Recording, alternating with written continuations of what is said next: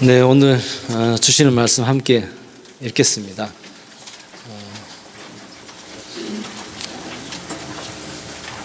한 목소리로 함께 읽겠습니다. 시작. 형제자매 여러분, 그러므로 나는 하나님의 자비하심을 힘입어 여러분을 권합니다. 여러분의 몸을 하나님께서 기뻐하실 거룩한 산 제물로 드리십시오. 이것이 여러분 드릴 합당한 예배입니다. 여러분은 이 시대의 풍조를 본받지 말고 마음을 새롭게 함으로 변화를 받아 하나님의 선하시고 기뻐하시고 완전하신 뜻이 무엇인지 분별하도록 하십시오. 아멘. 오늘 제목을 하나님 나라를 현실화하는 힘 이렇게 잡았어요. 하나님 나라를 현실화하는 힘이 뭐죠? 현재 우리가 지금의 삶 속에서 하나님 나라를 경험하는, 지금 이곳에서 경험하도록 하는 것, 그 힘, 우리 잘 알죠? 그게 뭐죠? 예. 저쪽에 모범생이 저쪽에 앉아 계셔.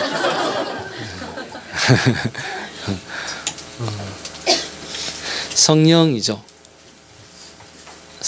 성령은 하나님 나라를 지금 이곳에 살아있게 만드는 하나님의 능력입니다. 예수께서 약속해 주신 하나님의 은혜인 거죠. 성령입니다. 성령의 사역은 하나님의 말씀을 기억나게 하는 것이라 그랬습니다. 깨닫게 하고 기억나게 하는 것, 이렇게 얘기하고 있습니다. 그러니까 결국 하나님 나라를 현실화하는 것은 성령과 말씀인 거죠. 성령과 말씀입니다. 이제 관건은 이 성령과 말씀이라고 하는 여기까지는 우리가 충분히 이해할 수 있는 부분이에요. 잘 알고 있는 부분이라는 거죠. 그거에 대해서 특별히 이견이 있는 사람도 없을 것이고, 또 성경을 읽다 보면 하나님 나라를 현재하는 능력은 말씀과 성령이다라고 하는 건 계속 반복되고 있는 내용이기 때문에 그걸 이해하는 데는 어려움이 없습니다. 근데 이제 문제는 말씀은 우리가 성경이 있기 때문에 자꾸만 보면 되는데 말씀을 볼 때 졸리잖아요.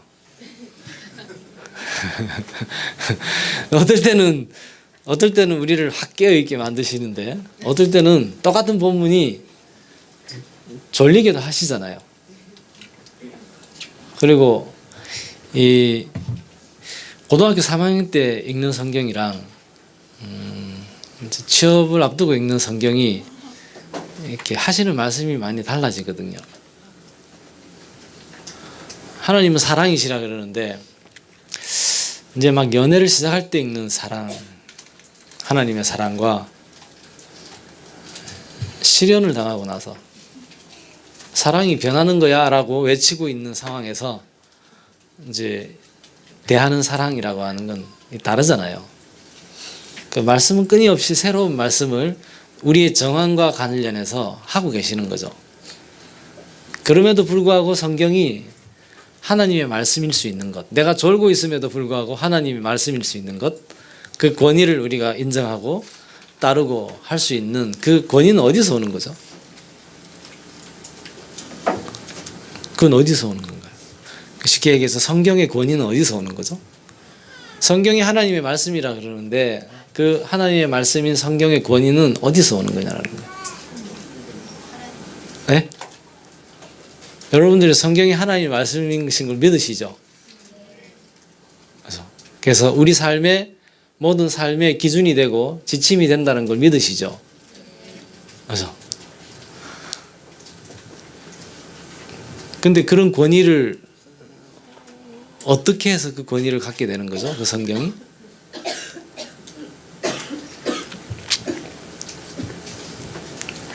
어떻게 해서 그 권위를 갖게 되는 겁니까? 부여해서 되는 게 아니고 그 자체로 있는 거. 네, 성경 그 자체가 권위를 가지고 있다. 그러니까 부여해서 하나님의 권위가 있는 게 아닌 것 같아요. 예, 하나님 말씀이니까 예, 그럴 수 있지 않을까요? 예. 성경이 어떻게 하나님 말씀이 되죠? 왜 성경이 하나님 말씀이 되죠?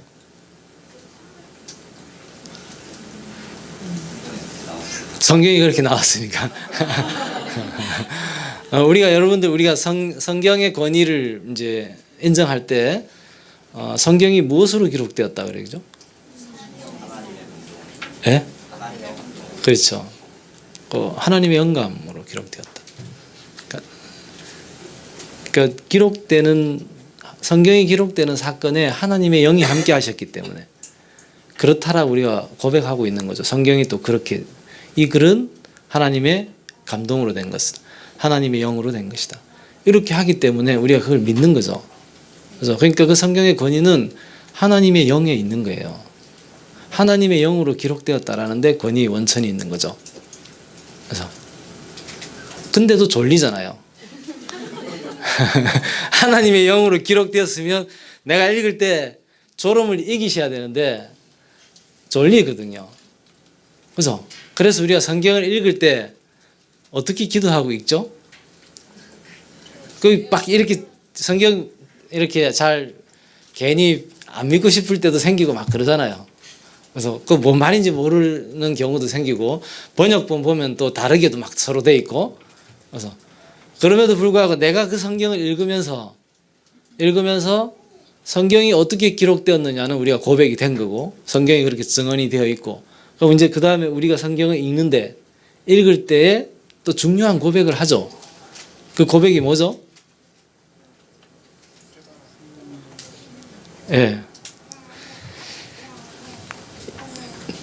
하나님의 이 조명이라는 말 아시죠? 조명이라는 건 뭐냐면 비춰준다는 거죠. 비춰준다는 겁니다. 성경이 하나님의 말씀이 되는 것은 그렇게 하나님의 영으로 기록되었고 기록된 그것이 내가 성경을 읽을 때에 하나님의 조명, 성령의 조명을 받는다는 거예요. 하나님의 영의 조명을 받는다는 거죠. 그래서 우리는 기도할 때 이 말씀을 비추어 주셔서 내가 그것을 깨달을 수 있도록 도와주십시오. 이렇게 기도하고 읽는 거죠. 그러니까 성경이 우리에게 하나님의 말씀이 되는 처음과 나중에 다 뭐가 있는 거예요?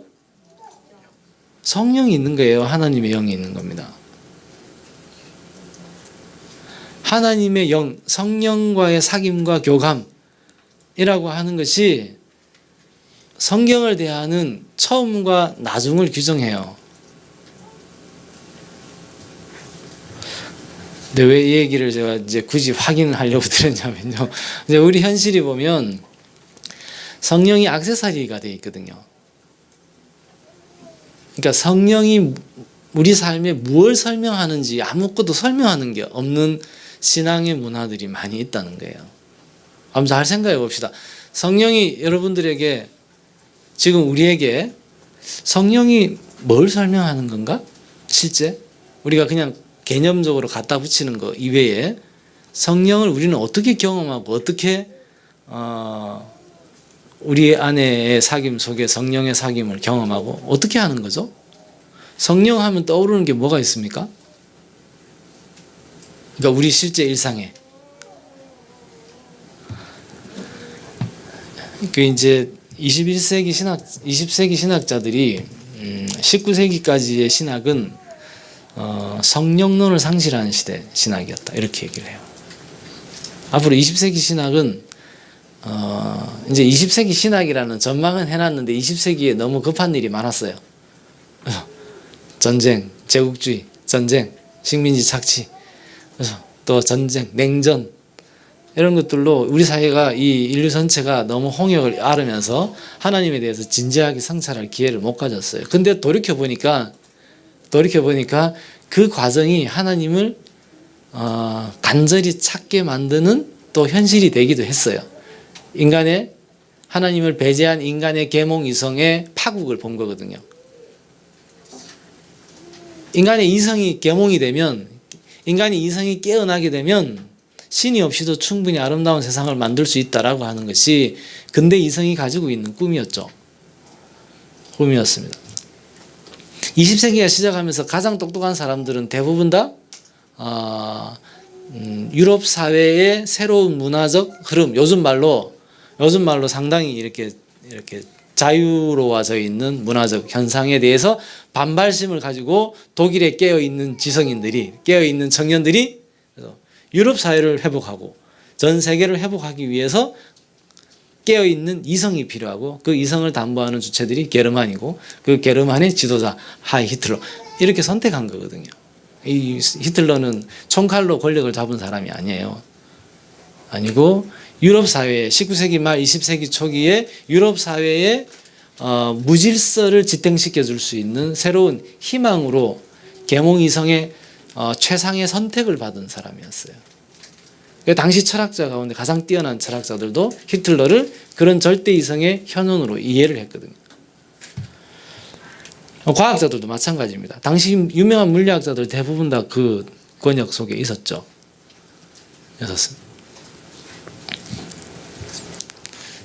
무자비한 전쟁, 1차 대전, 2차 대전이라는 전쟁, 또 생태계 파괴, 이런 걸 경험하면서 인류는 신없는 바벨탑의 참혹한 현실을 직면하게 된 거죠. 그러면서 하나님에 대해서 진지하게 다시 성찰할 수 있는 계기가 한편으로는 된 거죠. 근데 어쨌든 중요한 것은 성령이 우리 삶에 무언가 설명이 돼야 됩니다. 성령이 우리 삶에 가까워져야 돼요. 가까워져야 됩니다.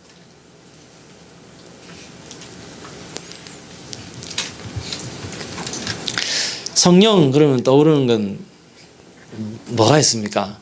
여러분들에게 성령 그러면 떠오르는 게 뭐가 있으세요? 불. 예.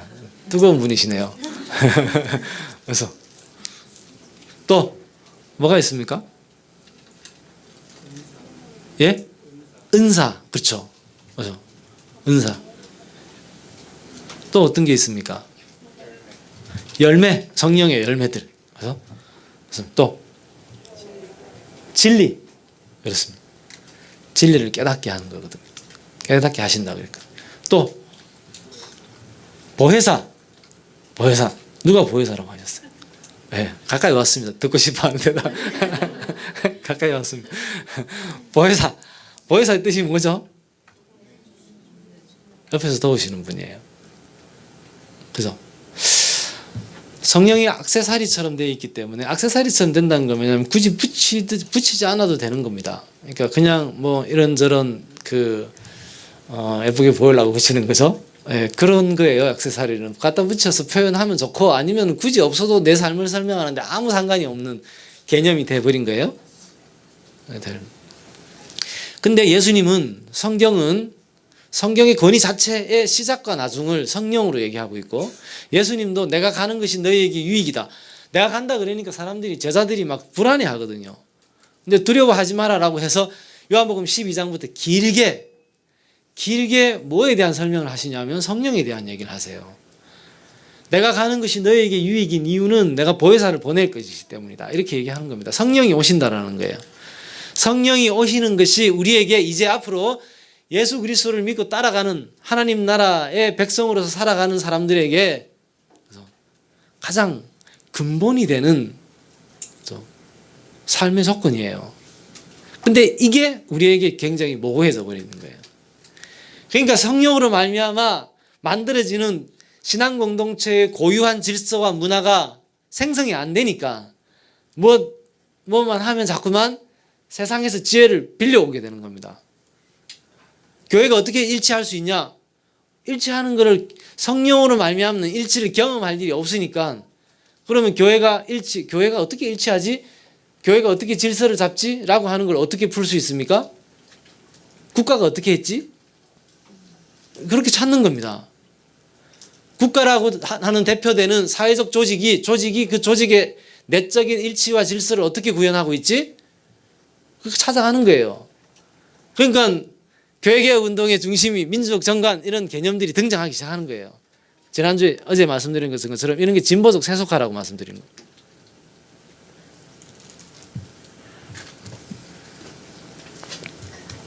모두 교회가 고유한 에너지를 가지고 힘을 가지고 지혜를 가지고 뭔가를 구현하면 세상이 와서 배워오려고 해야 될 거 아니에요. 여러분, 이 한국의 신학자들이 많이 있을 텐데 한국의 신학자들이 쓰는 그 어떤 책이나 논문도 한국의 사회과학자들이 볼까요? 볼까요? 볼 일이 없어요. 기독교 학문이라고 해가지고 나와 있는 많은 책들, 그거를 예를 들어서 기독교 생물학, 기독교 물리학이라고 하는 책들이 있다 그러면 물리학자들이 그걸 볼까요? 참고를 할까요? 거기서 무슨 새로운 인사이트가 있을까요?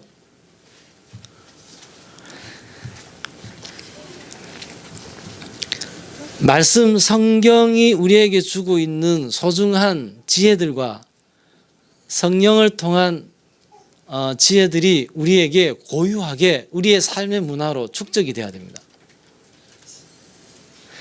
교회사를 보게 되면 교회사라고 하는 게 서양 교회사라고 하는 게 서양의 역사하고 거의 동일시 되어 있죠. 그래서 거기 보게 되게 되면 교회에서 이루어지는 교회 개혁 운동의 중요한 실천과 의제들은 그 당시의 사회적 병폐를 해소하는 대안으로 제시돼요.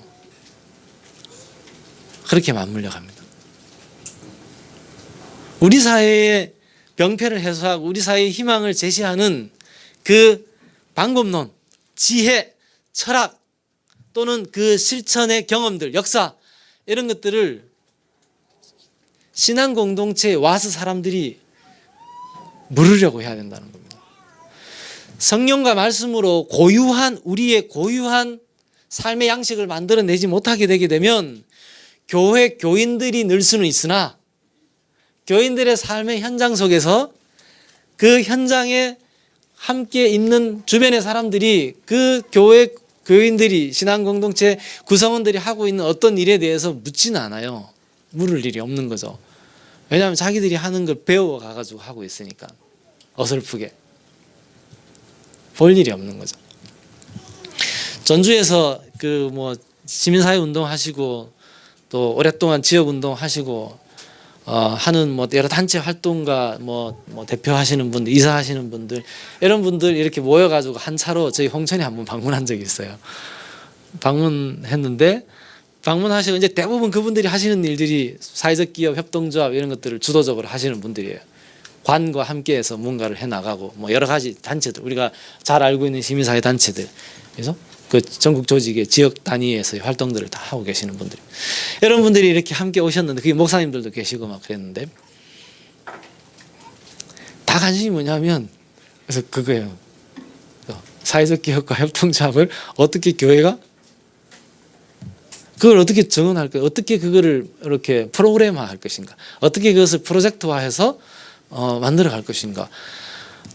이제 이런 관심이신 거죠. 근데 이제 그분들이 찾아오신 건 뭐냐면 그거에 대한 문제의식을 좀 느끼고 계셨던 거예요. 오랫동안 그 활동을 해오셨기 때문에 지금 이슈화 되지만 그분들은 이전부터 활동을 했던 분들이죠. 그러니까 지금은 굉장히 대단한 상품인 것처럼 대기되고 있지만 그분들의 삶의 현장에서는 이미 그것이 갖는 한계들에 대해서 이미 느끼고 있었던 거예요. 알고 있는 거죠. 현실 속에서. 그걸 극복할 수 있는 게 그냥 공동체인가 이제 이런 관심을 가지고 찾아오셨는데 중요하게 나누어진 이제 그분들이 떠나시면서 하신 고백이기도 하고 중요하게 나누어진 건 뭐냐면 교회가 신앙 공동체가 신앙 공동체 고유한 삶의 양식을 만들어내야 된다는 거예요. 우리 안에서의 일치가 무엇인가, 우리 안에서의 질서가 무엇인가가 세상이 만들어내고 있는 일치와 질서의 힘보다도 강력한 힘들이 이 안에서 만들어질 수 있어야 된다는 거예요. 근데 그 힘은 뭐겠어요? 어디서 오겠어요? 형태적으로 보게 되면, 그래서 그 형태적으로만 보게 되면 비슷할 거 아니에요, 다. 그래서 다 비슷한 것들이에요. 생태적 영성을 가지고 있는 사람이 하는 마을 운동이나, 그래서 하나님 나라에 대한 전망을 가지고 마을 운동을 하는 사람들이나 프로그램만 떼놓고 보게 되면 뭐가 다를 거냐라는 거예요. 뭐가 다르겠냐라는 거예요. 공동육아 어린이집을 하고 있는 사람들이나 신앙 공동체가 공동육아 하는 거나 떼놓고 보게 되면 뭐가 다를 거냐라는 거예요. 그게 그걸 거예요. 근데 거기서 그게 프로그램화된 가시화되어 있는 기준, 질서, 원칙들 이런 것들로 다 해소할 수 없는 것들을 현장에 있게 되면 느끼게 되거든요. 발견하게 돼요. 근데 그걸 넘어서는 힘이 어디에 있냐라는 문제입니다. 공동육아를 하는데 전부 다 n분의 1로 모든 필요와 책임들을 감당을 하고 있는데 또는 카풀이라고 하는 걸 지역에서 하고 있는데 차를 공용으로 쓰는 거죠. 그렇게 하고 있는데 그걸 다 n분의 1로 실제 비용을 다 n분의 1로 나눠서 하고 있는데 그래서 그렇게 운영이 돼요. 대부분 다. 그리고 신문에 나고 나서 한 5년 정도 후에 찾아가 보면 대부분 문 닫았어요. 그러니까 실제 생명력을 가지고 하기 어려워요. 잘 되는 게 이어져 가고 있는 게 별로 없어요. 밥상도 마찬가지예요. 언젠가 지난번에 한번 말씀드렸는지 모르겠는데 밥상을 하는 사람들이 마을 밥상은 중요한 메뉴잖아요. 그래서 마을 운동에 중요한 메뉴예요. 마을 찻집, 마을 밥상 이런 거 중요합니다. 마을 밥상을 하는 사람들이 자기 그 마을 밥상에서 밥을 안 먹거든요. 회의할 때나 가서 먹죠. 마을 밥상에서 밥을 안 먹게 되게 되면 자기 주방이 변하지가 않아요. 자기 주방의 식기나 냉장고나 이 규모는 그대로 유지하고 있어야 돼요. 밥상의 본질은 밥상에 투여되는 식당에 투여되는 자본의 분배 이게 본질이 아니잖아요. 밥상의 본질은 먹는 거예요. 그래서 물론 개인이 영리를 위해서 하는 밥상보다 지역에서 하는 밥상보다 뜻있는 사람들이 함께 모여가지고 협동조합 식당을 하나 운영을 한다. 이게 훨씬 자본주의 사회의 대안적인 모델로 될 수 있죠. 당연하죠. 그게 세상이 할 수 있는 거기까지라는 거예요. 거기까지입니다. 그 다음 넘어서서 할 수 있는 것, 그래서 그게 성령의 권능, 그게 성령의 지혜들 속에서 나오는 거예요. 대부분 사람들이 던지는 질문이에요. 이제 일반 지역에서 활동하고 있는 분들과 만나서 대화하거나 강의할 때 나오는 중요한 반복되는 질문들인데요. 그러니까 기본적으로 이게 마을 운동이 되든 협동조합 운동이 되든 기본적으로 개체성이라고 하는 걸 중심으로 두고 있는 거예요. 그러니까 어떤 문제에 대한 해결 방안은 다 n분의 1로 균등하게 나누는 겁니다. 이해관계의 충돌을 이렇게 제도화해서 극복하는 거죠. 그런데 그걸 넘어서는 것이 어떻게 가능하냐라는 거예요. 그걸 넘어서는 게 어떻게 가능하냐라는 거예요. 차를 운행을 하는데 차를 저희가 같이 쓰거든요. 그런데 개별적으로 하게 되면 누구나 보험으로 바꾸기 때문에 그 개인은 보험료가 더 올라가잖아요. 그래서 근데 그게 다 우리 거다라는 생각에서 보게 되면 그렇게 하게 되면 차를 반 이상은 줄일 수가 있게 되죠. 각자 차다 그러면 서 있는 차들도 유지해야 되는데 함께 탄다 그러면은 서 있는 차들은 대부분 다 없애도 되니까. 그래서 그러면은 전체 재정에서 보게 되게 되면 돈이 훨씬 줄잖아요. 내 돈이라는 맥락에서 보게 되면 차를 운영하는 사람이 돈을 더 많이 내게 돼요. 대부분은 카풀을 하게 되면 거기 차에 들어가는 비용을 다 n분의 1로 나눠요. 보험료부터 해서 운영비, 관리비 다 n분의 1로 나누게 돼 있어요. 근데 저희는 그렇게 하지 않고 차를 유지하는 사람이 그걸 다 부담을 해요. 그리고 필요한 대로 쓰는 사람들이 그것도 정해놓고 나누는 게 아니고 필요한 대로 나눠요. 그러니까 이거는 계산을 막 꼼꼼하게 따져보게 되면 누가 손해야? 이런 계산을 하지 않는다는 거예요. 그냥 예를 들어서 집에서 아버지가 차가 있으면 가족들이 이렇게 타면 그거 가지고 누가 몇 킬로 탔는데 돈을 얼마나 내 이런 거 안 따지잖아요. 그러니까 우리가 안 따진다는 거예요. 안 따지는 거예요. 누구나 보험으로 바꾼 사람은 자기가 보험료를 조금 더 내고 또 이렇게 저렇게 말 못할 답답한 것들이 있을 거 아니에요. 그래서 딱 채워놨는데 반대 가지고 갖다 놓으면 짜증이 나잖아요. 짜증이 나잖아요. 그래서 이게 이렇게 처음에 반 정도 있었는데 3분의 2로 채워진 건 눈에 잘 안 들어오거든요. 그게 남지를 않아요. 그냥 보고 지나가지게 되는데 채워졌는데 반으로 줄었다. 이런 거는 오래 남아요. 오래 남아요. 그것도 오래 남는 중요한 이유가 심리적인 이유가 있는데 그런 현상을 많이 안 봤기 때문에 그런 거예요. 그러니까 저희가 우리 안에서 한동안 썼던 말인데요. 공은 공을 낳고 사는 사를 낳는다. 개인 개별성이라고 하는 거는 계속 개별성 문화를 낳게 돼요. 그런데 공유라고 하는 여러 가지 삶의 양식을 공유라고 하는 걸로 설정하게 되게 되면 계속 공유를 자꾸 낳게 돼요. 아까 말씀드린 것처럼 그럼 각 집집마다 김치 냉장고나 이런 게 없어요. 뭐 냉장고도 큰 거 이런 거 없어지겠죠. 그러니까 주거비가 확 줄 거 아니에요. 줄죠.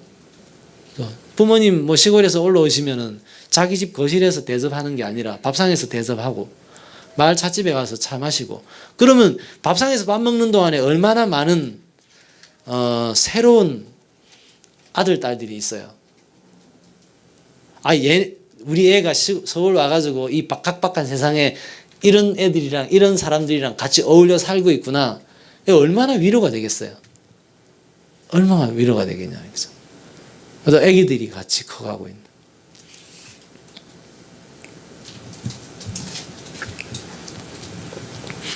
성령을 관념, 개념에 두지 않고 어떻게 하면 우리 삶에 실제로 경험을 축적해 갈 수 있을 것인가. 이게 관건입니다.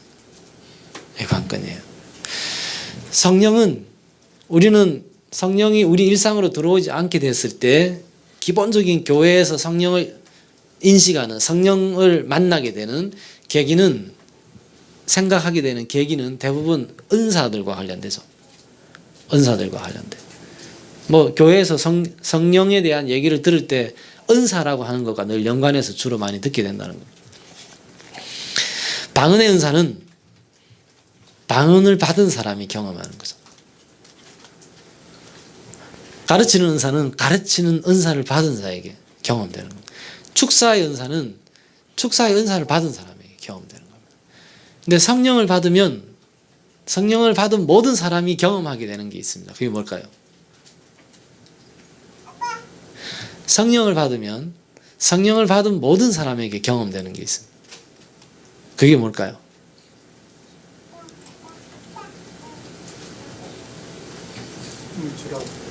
예? 예수님을 주라고 고백하는. 예, 예수를 주로 고백한다.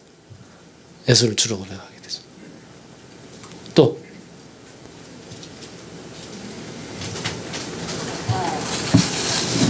또 뭐가 있을까요? 성경의 이야기들을 한번 쭉 생각을 해보십시오.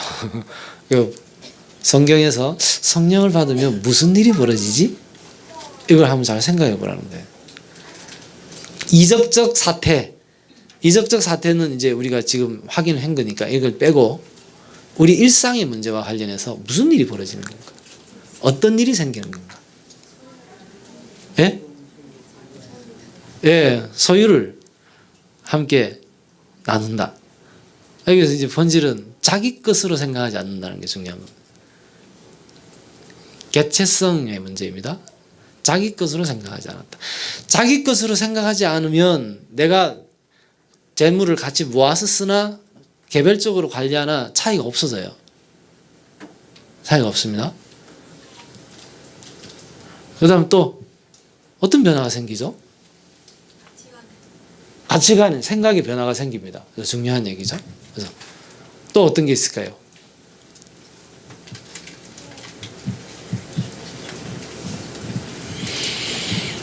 또 어떤 게 있을까요? 그 성경에 있는 사례들을 여러분들이 떠올려 보십시오.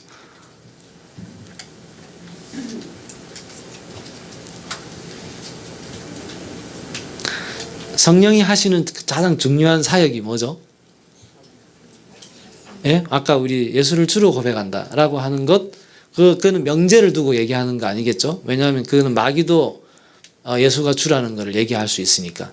그래서 그 명제를 얘기하는 게 아니라, 그래서 그 관계성의 변화를 얘기하는 거죠. 내가 죄인이었던 내가 하나님을 아버지로 고백하게 되는 그 변화가 발생한다는 겁니다. 그 관계의 변화를 얘기하는 거죠. 원래 부부였는데 그냥 부부였는데 부부가 성령으로 말미암아 관계가 달라지는 거예요. 누가 내 형제고 누가 내 부모냐 누가 내 자매냐 하나님의 뜻대로 하는 자 이렇게 되죠. 그러니까 성령의 사귐이 만들어내는 성령의 사건이 주는 가장 중요한 변화는 관계의 변화입니다. 관계의 변화예요. 그 관계의 변화의 매개가 아까 재물과의 관계의 변화예요.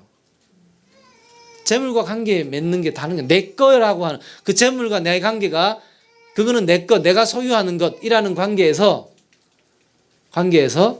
너와 내가 함께 관리하는 것. 내가 맡아서 내 게 아니에요. 내가 맡아서 청지기로 관리하는 것. 이런 변화가 발생하는 거죠. 모든 성령을 받은 사람들에게 경험되는 것은 관계와 사귐의 변화를 얘기하는 겁니다. 그러니까 여러분들이 설교를 듣는다 그럴 때 설교를 듣는다 그러면 설교하는 지체의 나눔을 통해서 성령의 음성을 듣는 거예요. 이렇게 고백하시는 거죠. 그죠? 그럼 찬양을 하는 사람이 있으면 찬양하는 지체의 나눔을 통해서 성령의 음성을 경험하는 거예요. 목회 상담을 한다고 하죠. 목자가 목회 상담을 한다고 합시다. 목회 상담을 할 때 나에게 어떤 내 영적인 상태를 진단하고 조언을 들어요. 그러면 우리는 그걸 어떻게 고백하냐면 그 지체를 통해서 주시는 말씀 이렇게 듣죠.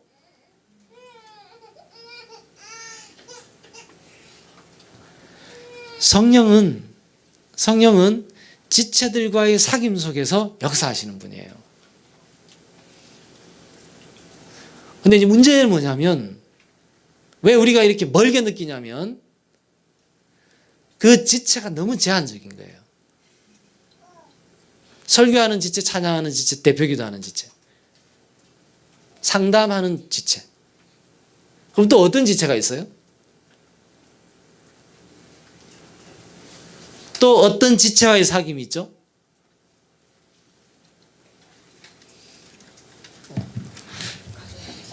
그렇습니다. 가정교회 지체들 있어요. 가정교회 지체들 마찬가지예요. 가정교회 지체를 딱 떠올리는데 이제 목자부터 시작해서 딱 떠올릴 거 아니에요?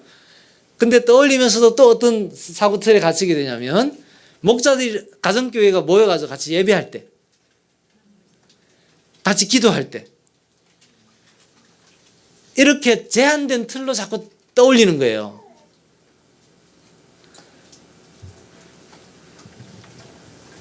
그게 일상화되는 게 중요합니다. 그럼 이제 밥 먹을 때 같이 밥 먹으면서 나누었던 지체를 통해 주시는 말씀. 이게 가능하겠죠? 예배 시간에 지금 우리가 이렇게 예배를 드리는데 지금 설교하는 지체가 있어요. 설교하는 사람을 통해서 듣는 하나님의 음성, 성령의 음성이라고 하는 것은 우리가 쉽게 포착이 돼요. 근데 예배 드리는데 옆에서 같이 예배 드리고 있는 사람의 기운, 그 사람이 눈물, 우리 아까 찬양하다가 갑자기 울컥하셨잖아. 울컥하셨잖아요. 그러니까 찬양이라고 하는 그 곡에 담겨 있는 가사, 이것만 그 관계만 우리에게 성령의 사건을 전달하는 게 아니라 어떤 지체의 울컥함. 그러니까 예를 들어 찬양했던 건 다 기억 안 나고 그 지체가 울컥했어요. 그것만 남을 수도 있어요. 이거는 우리가 성령의 사건을 길어 올리는데 그물을 너무 덤성덤성하게 해가지고 이런 건 다 빼버리는 거예요. 예배 드리고 집에 가면서 함께 마을버스 타고 전설 타고 가면서 나눈 지체와의 사귐 속에 역사하시는 성령, 그때 말씀하시는 성령, 마을버스에서 만나가지고 특별히 종교적인 조언 없이 그냥 오늘 어떻게 지냈다, 뭐가 짜증났다, 그리고 그냥 대화를 나누는 그 대화를 통한 사귐 속에 역사하시는 성령의 음성, 이런 건 다 빼버린다는 거예요. 또는 오늘 마을버스를 같이 하는데 늘 말 이렇게 재밌게 하던 친구가 뭔지 모르겠는데 아침에 나왔는데 말 한마디 없이 인사만 하고 이렇게 멍하니 서 있는, 그 지체와의 사귐을 통해 역사하시는 성령의 음성. 이런 것들을 다 잃어버리고 산다는 겁니다. 그러니까 성령은 우리에게 아무것도 설명하지 않는, 또는 어떤 세레모니, 예식에 잠깐 참여했다가 떠나시는 어떤 존재, 이렇게 자꾸 설정이 되는 거예요. 그러니까 점점 멀어지는 겁니다, 성령이 우리에게. 그래서 한 몸살이, 함께 한 몸으로 살아가면서 가장 중요한 훈련은, 저희는 이제 이런 수련회를 초기에 저희는 수련회를 굉장히 중요하게 생각했고요. 수련회에 와야지 그 정회원이 되는 자격이 주어지고 있어요. 그러니까 오늘 8월이잖아요. 9월 달에 오는 사람은 1년을 기다려야 돼요. 그만큼 중요하게 생각했고요. 했는데 이제 마을에서 함께 살다 보니까 수련회가 그렇게 큰 의미는 없어요. 이게 마을에서 함께 사는 삶의 관계성이라는 게 훨씬 더 성령의 풍성함을 우리에게 이제 공급하는 건 사실인 거죠. 우리가 살아가는 무수한 일상들 속에서, 저희 집에 개가 한 마리, 두 마리 같이 살고 있는데, 얘가 성격이 이렇게, 저는 개도 다 성격이 다 있다는 걸 이제 같이 살면서 배웠어요. 아, 이게 사람하고 똑같구나. 그리고 비 오면 애가, 저희 화랑인데, 화랑이가 비가 오면 굉장히 우울해져요. 주인을 봐도 그냥 이렇게 몸을 움직이지 않아요. 그냥. 왔냐? 또 어디 갔다 왔냐? 집 잘 찾아왔네? 이러면 뭐 이런 표정이에요, 그냥. 제가 어떤 모양으로 가느냐가 산책을 한다는 걸 쥐가 알아요. 다가갈 때 밥 주러도 다가가고, 그냥 말 시키러도 다가가고, 일하다가도 지나가다가 그냥 인사차 다 나가고 이렇게 하는데, 산책하러 간다는 걸 어떻게 다 알아요. 내 발걸음의 차이가 있나 봐요. 저희가 이렇게 산 중턱에 집이 있는데 제가 올라오면 안 짖을 거 아니에요. 근데 신기한 거는 제 차 소리도 안 짖어요. 차를 어떻게 구분하는지 모르겠어요, 차 소리를. 아, 생명이라는 게 내가 알고 있는 것보다, 우리가 코드화된지 알고 있는 것보다 생명이 굉장히 풍성하다는 거예요. 마찬가지입니다. 이 생명의 풍성함을 이해하는 게 바로 성령의 풍성함을 이해할 수 있는 단초가 되는 거예요. 그러니까 성령의 풍성함, 성령이 우리에게 풍성하게 내려진다라고 하는 것에 대한 이해와 경험은 결국 그것이 생명의 영이신 성령이기 때문에 우리는 생명 감수성을 풍성하게 만드는 결정적인 계기가 될 수 있어요.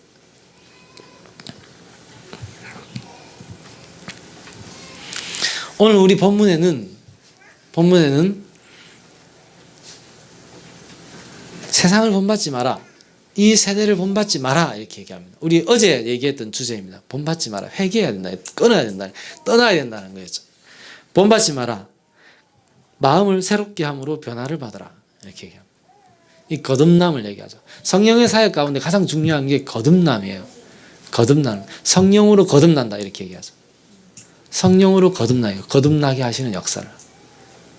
거듭남, 굉장히 중요한 주제입니다. 마음을 새롭게 함으로 변화를 받는, 하나님의 선하시고 기뻐하시고 완전하신 뜻이 무엇인지를 분별하라, 이렇게 얘기합니다. 야고보서에서는 경건, 온전한 경건이라고 하는 것은 뭐다?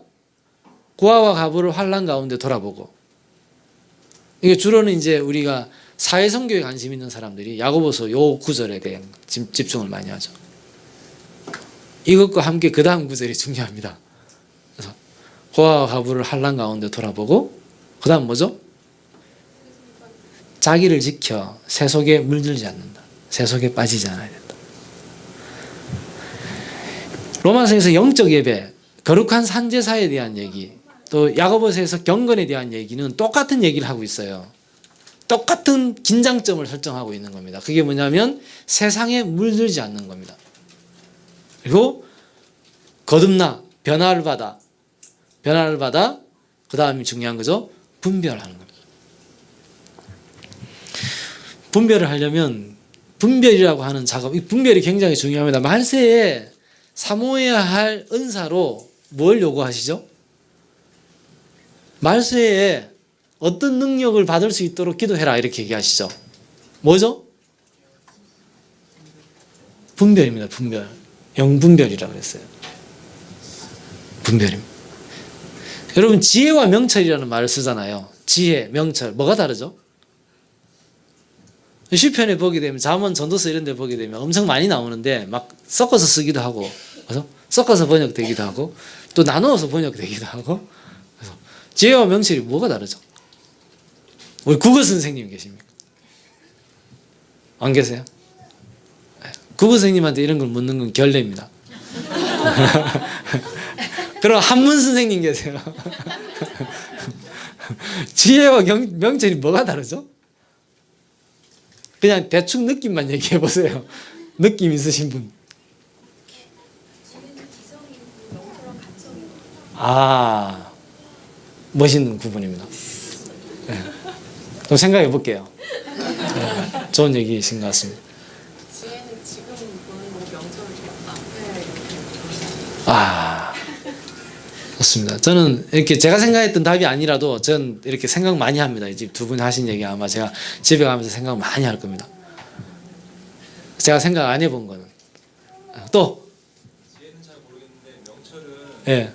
올바른 것을 구별하지 않는. 예, 그렇습니다. 이게 이제 중요한 건데요. 원래 의미입니다. 명철이라는 거, 지혜와 거의 같이 쓰는데 명철이 고유하게 쓰일 때의 중요한 특징이 뭐냐면 판별과 관련되는 겁니다.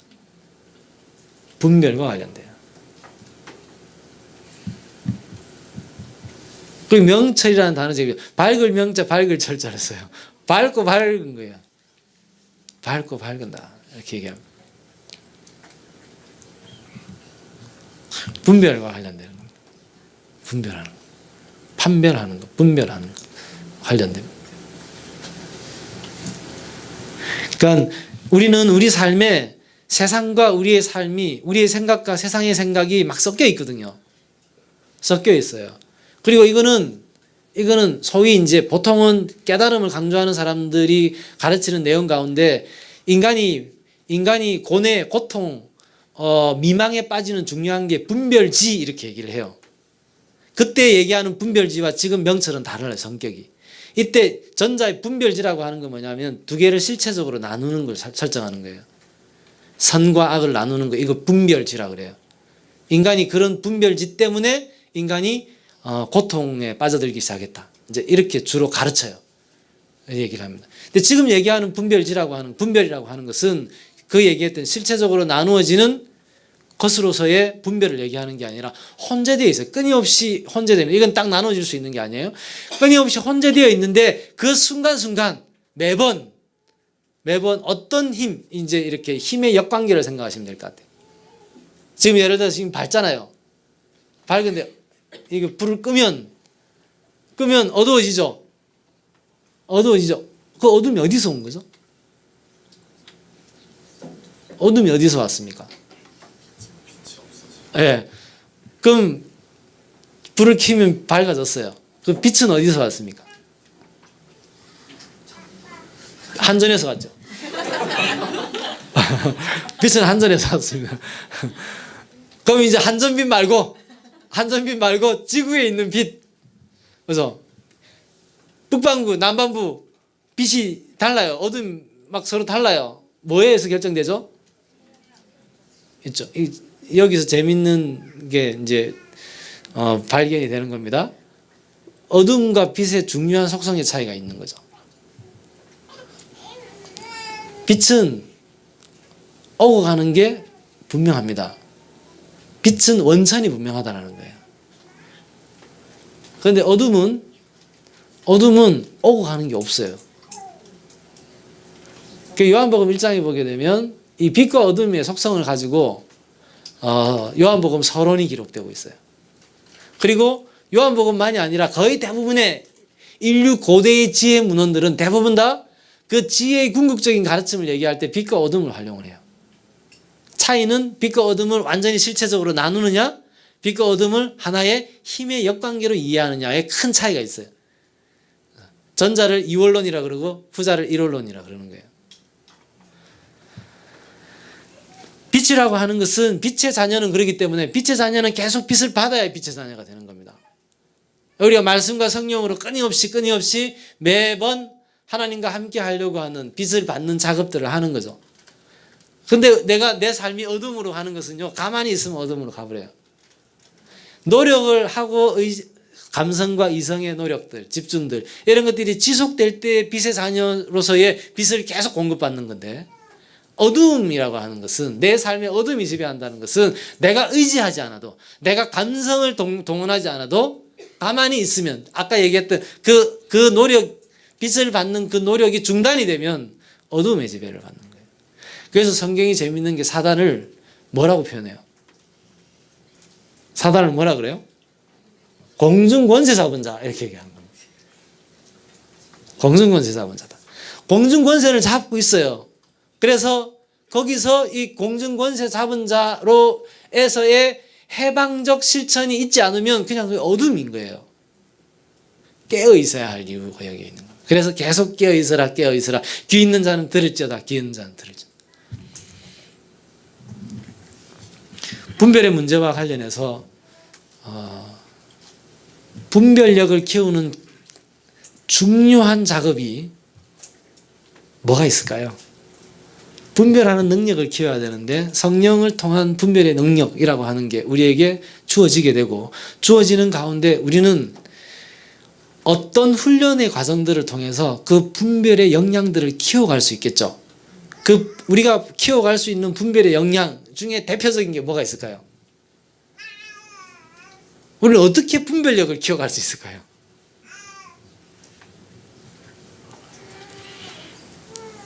자기를 지켜 세속에 물들지 않는다. 이 세대를 본받지 않는다. 자기 성찰, 자기를 성찰하는 것. 또 떠난다.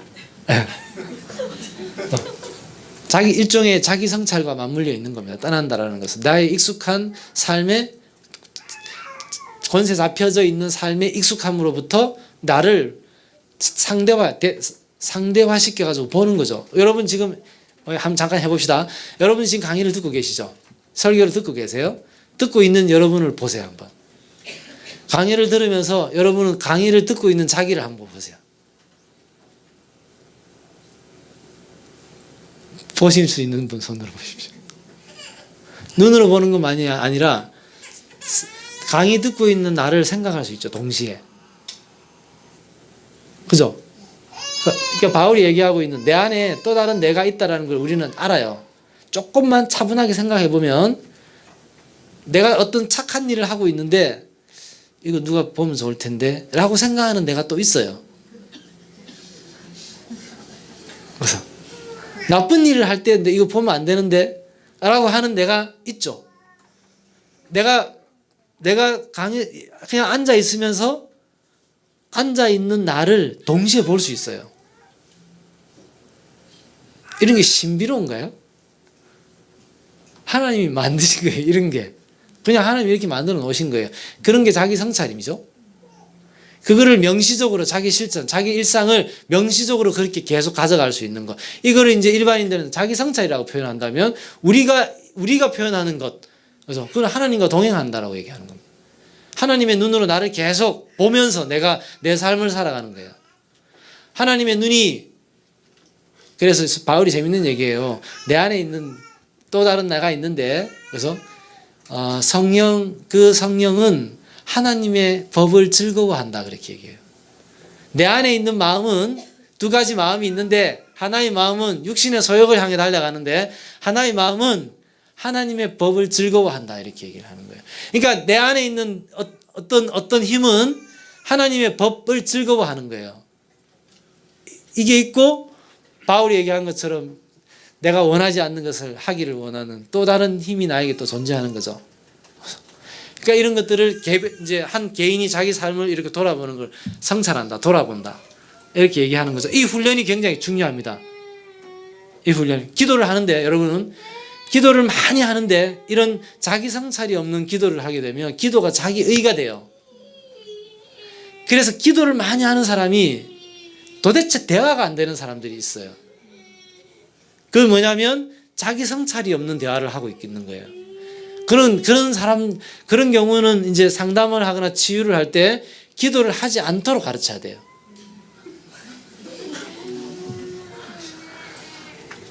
이제 이런 제가 지금 말씀드린 거하고 비슷한 문제의식을 가지고 있는 어떤 목사님, 제가 이제 얼마 전에 어디 거기 목회자 컨퍼런스 갔는데 강사로 오셨던 분인데 그 분이 얘기하시는 재밌는 얘기. 당신 교회에서는 기도를 주기도를 그냥 반복하게 하든지 아니면 기도를 10분 이상 하지 말라고 가르친대요.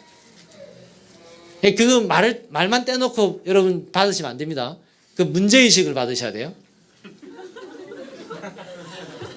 그 문제의식을 받으셔야 됩니다. 왜 그게 문제가 되느냐의 문제입니다. 그래서 기도를 많이 하는데 기도가 자기 성찰이 없는 기도를 하게 되면 기도는 100% 자기의 일을 축적하게 됩니다. 그렇게 해서 기도 굉장히 열심히 하는 자기의에 빠진 사람은 정말 아무 대책이 없어요. 대화를 하기 어려워져요. 이런 겁니다. 신앙생활을 오래 했는데 오래 한 만큼의 자기 성찰을 가져가지 못하면 그 교회에서 가장 위험한 사람이 되는 거예요. 그 교회를 세속화시키는 장본인이 되는 겁니다. 친구들 담임 목사 하고 있는 친구들 많이 있는데 큰 교회 하는 친구들도 있고 개척교회 하는 친구들도 있고 한데 공통적인 것은 교인들과 실제적인 사귐과 대화를 할 수 없다라고 하는 공통된 답을 가지고 있어요.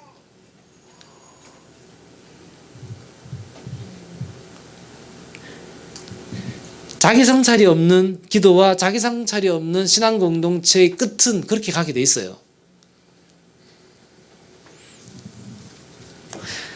그런 자기 성찰이 중요하고요. 그 다음에 또 하나 분별을 키우는 중요한 작업이 있는데 그게 뭐냐? 지금은 나라는 삶을 내 안에서 내 안에 있는 나를 동시에 보는 거죠. 그러면 어제의 나, 오늘의 나를 이어서 보는 것. 1년 전의 나, 10년 전의 나, 내 오기 전에 이 땅에 있었던 나 이렇게 쭉 거슬러 가는 걸 뭐라 그래요? 이렇게 거슬러서 보는 걸 뭐라 그래요? 그런 걸 역사라 그러는 거예요. 그걸 역사라 그러는 겁니다. 분별을 키우는 가장 중요한 것이 내 삶의 과거를 현재와 동시에 보는 거예요.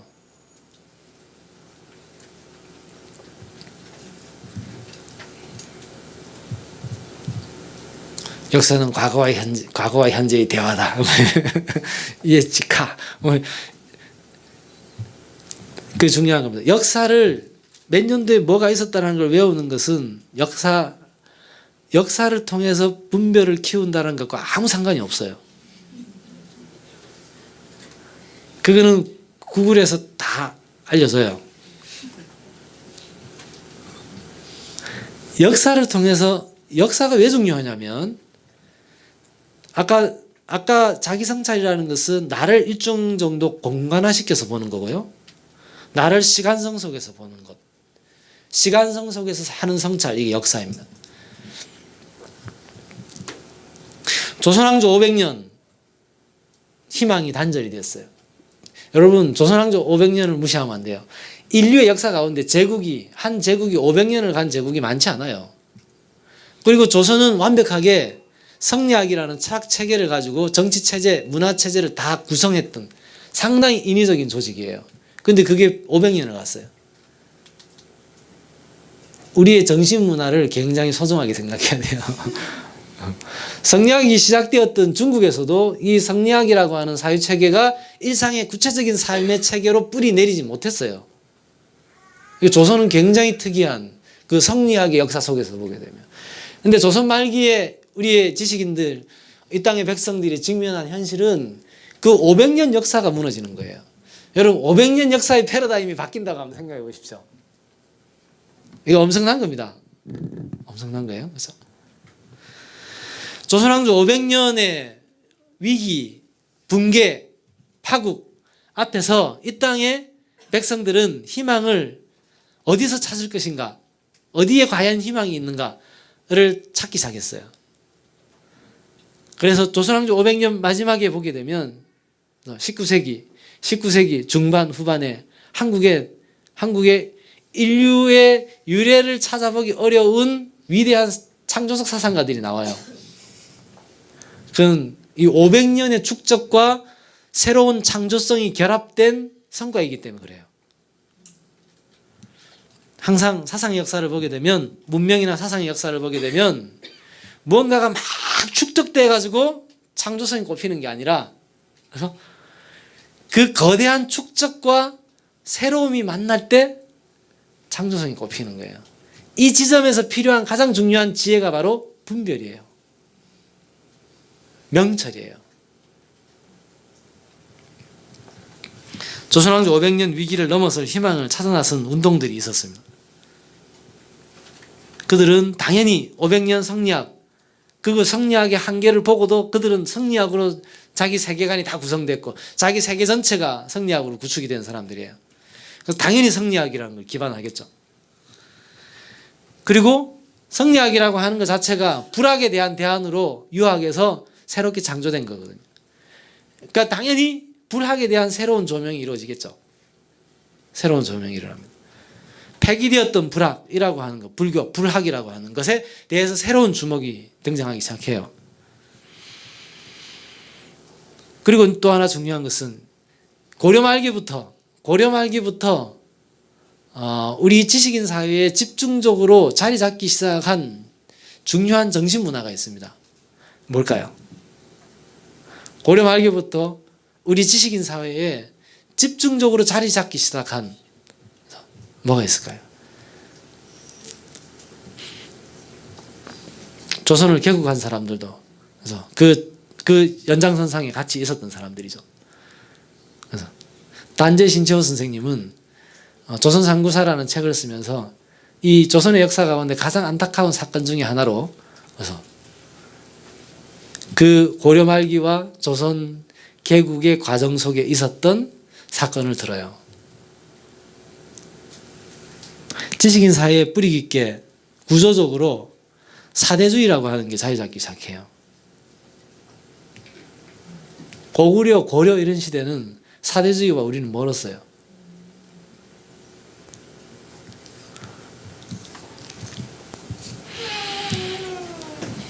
우리는 한반도를 우리 땅으로 이해를 하고 있잖아요. 그래서 우리 땅으로 이해하고 있죠. 그래서 조선의 찬란한 고대사를 우리는 다 잃어버렸기 때문에 그런 거예요. 조선에 찬란한 고대사가 있습니다. 일본은 조선을 침략하기 직전에 조선 고대사를 왜곡하는 전문 조직을 별도로 만들어요. 왜 만들었을까요? 그래서 조선의 고대사를 왜곡을 해요.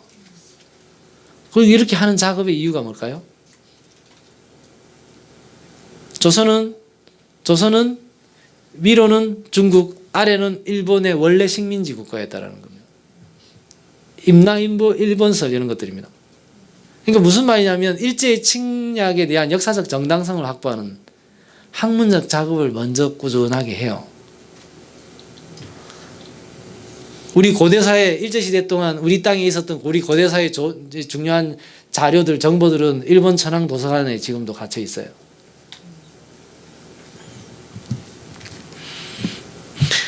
조선 말기에 이 창조적 사상 운동을 했던 사람들이 주목했던 게 바로 이 고대사를 회복하는 것이었어요. 결의 을을 회복해야 된다라고 하는 것이었습니다. 그래서 여러분들이 알고 있는 뭐 대종교라든지 이런 것들이죠. 당군교 이런 것들이죠. 이런 운동들이 그때 시작이 됩니다. 일제시대 연관해가지고. 그 다음에 이제 중요한 게 오늘 하려고 하는 얘기인데요. 여기에 굉장히 새로운 게 하나가 등장해요. 그게 뭐죠? 이 조선의 정신세계에 고대사는 잃어버렸던 걸 회복하자라는 거예요. 불학이라고 하는 것도 어쨌든 쭉 있어 왔던 것이고 성리학이라는 500년 동안 지배해 왔고 그래서 근데 이 정신세계에 전혀 없었던 게 등장하기 시작해요. 중요하게. 그게 뭐죠? 그게 예수의 하나님 나라 복음이에요. 성경이라고 하는 거죠. 한가. 여러분 그 19세기 중반 후반에 한국 사회에 있었던 창조적인 사상 운동 대표적으로 여러분 기억하시는 게 뭐가 있으세요? 동학 대표적인 게 동학이죠, 그죠? 수은의 동학 운동입니다. 지금은 천도교라고 하지만 운동이었어요, 운동. 예를 들어 우리가 생태 운동 한다 그러면 생태 운동 하는데 불교인도 있고 천주교인도 있잖아요. 그래서 동학하는 사람들은 지금 천도교인들은 그냥 천도교인 이렇게 얘기하지만 동학하는 소위 이제 지금의 체제로부터 제야화되어 있는 사람들, 이 사람들은 그리고 원래 옛날부터 동학은 동학한다 이렇게 표현했어요. 동학한다. 그러니까 운동으로 이해하는 거예요. 그러니까 동학 운동에는 기독교인들도 많고 불교인도 많고 막 그랬던 거예요. 어쨌든 수은의 동학 운동이라는 게 중요한 게 있어요. 그 다음에 또 하나 뭐가 있을까요? 동학까지는 이제 꽤 많이 이렇게 우리에게 알려졌어요. 천도교라고 하는 종교적인 이질감이 있음에도 불구하고 우리 역사 속에서 우리 역사의 개혁과 진보의 흐름들 속에 굉장히 중요한 이정표 역할을 했기 때문에 이래저래 여러 가지 방식으로 동학이 많이 회복되고는 있어요. 근데 또 하나가 있어요. 실학이라고 하는 거. 또 뭐가 있을까요? 이거는 이제 우리에게 잘 전달이 잘 안 돼요. 제가 말씀드리면 그거 이렇게 할 텐데 그게 그런 거예요? 이렇게 생각하실 텐데 중요한 겁니다. 또 하나가 있습니다. 이게 뭐냐면 강증산이라는 사람 들어보셨나요? 강증산이라는 사람 들어보셨나요? 예, 증산도입니다. 그래서 그거 하시잖아요. 그 사이에 일부 김항이라고 하는 사람이 했던 정역운동이라는 게 또 있어요. 그러니까 주역의 역사, 주역이라는 게 중국 철학의 대표하고 공자가 내가 술이부작, 내가 술 했지 작하지 못했다라고 했을 때 또 너무 많이 읽어가지고 위편 3절 세 번이나 이 묶어놓은 게 끊어져 버렸다라고 했던 건 다 주역을 두고 얘기하는 겁니다. 역을 두고 얘기하는 거예요. 근데 이 역이라고 하는 것은 도교나 유교나 불학에서 다 공통적으로 가지고 있어요.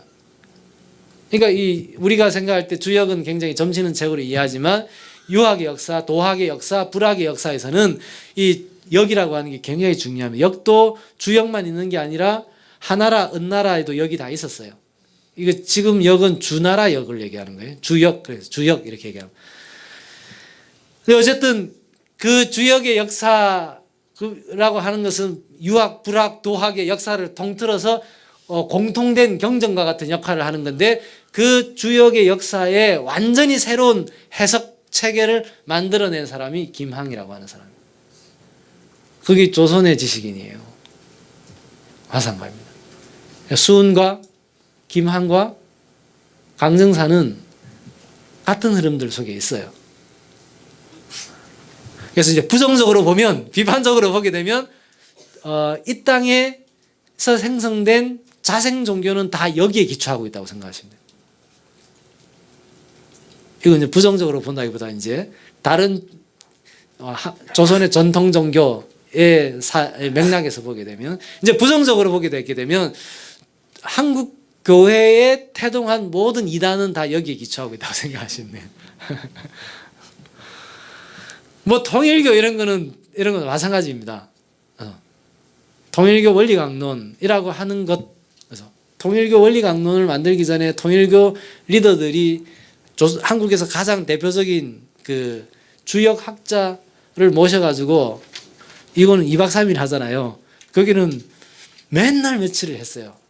그분 증언으로는 먹여주고 재워주고 빨래까지 해주면서 하더라. 문선명과 그 사람들이 같이 공부를 했어요. 근데 이제 지 마음대로 왜곡했다 그래가지고 한번 찾아가가지고 혼낸 적이 있어요. 여러분 혹시 간혹 방송에 보게 되면 지금 돌아가셨는데 하얀 노포 입고 나오시는 분이 계세요. 삭가 쓰고 유교 갱신운동 하시는 분인데, 한양원이라고 하는 선생님이에요. 당시 살아계실 때 한국의 대표적인 주역학자셨어요. 그분에게 직접 배웠어요.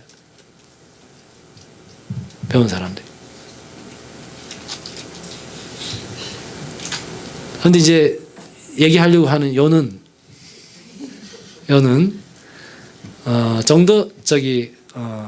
정산도의 도전이라고 하는 게 있어요. 성산도 성경 같은 거죠. 도전이라고 하는 게 있는데 보게 되면 후천개벽, 지금 후천개벽 시대인 거예요. 후천개벽의 메시아를 강정산으로 이제 얘기하는 겁니다. 근데 선천시대가 있었어요. 선천시대에 메시아적 역할을 했던 사람을 누구로 얘기하고 있을까요? 그 도전에 보면 나와요. 선천시대에 메시아적 역할을 한 사람이 있어요. 동서양의 정신을 하나로 모으는 그런 메시아적 역할. 그 기반에서 후천개벽을 강정산이 이루었다. 이제 이렇게 설명을 하는 거예요. 근데 그 선천시대에 그 역할을 한 사람 누구로 얘기할까요? 오늘 마테오 리치로 얘기를 해요. 마테오 리치. 마테오 리치의 천주시리. 수은이 득도하고 나서 득도하는 과정에서 읽었던 중요한 책이 있어요. 그게 뭘까요?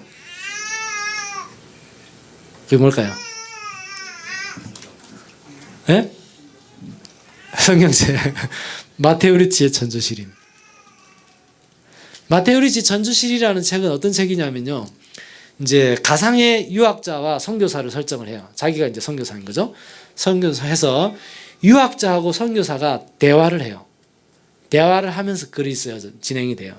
그러니까 무슨 말이냐면 중국의 사상과 서학의 사상 이 대화하면서 이제 선교사 서학자의 입장에서 중국의 사상을 재해석하는 글이에요. 어떤 단서를 발견할까요? 중국의 역사, 동양의 역사에 있어 왔던 유구히 흘러오고 있는 중요한 전통들, 그 전통들을 신학적 입장에서 재해석하는 책이에요. 굉장히 중요한 책입니다.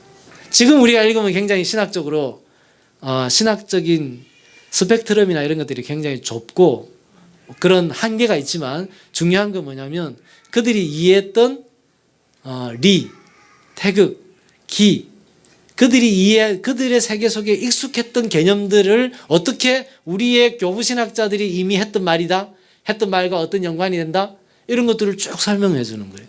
그리고 니네들이 지금 신을 안 받아들이는데 니네 선조들이 쓴 책을 봐라? 거기에 이미 하나님을 얘기하고 있지 않냐? 이런 설명들이 쭉 나와요.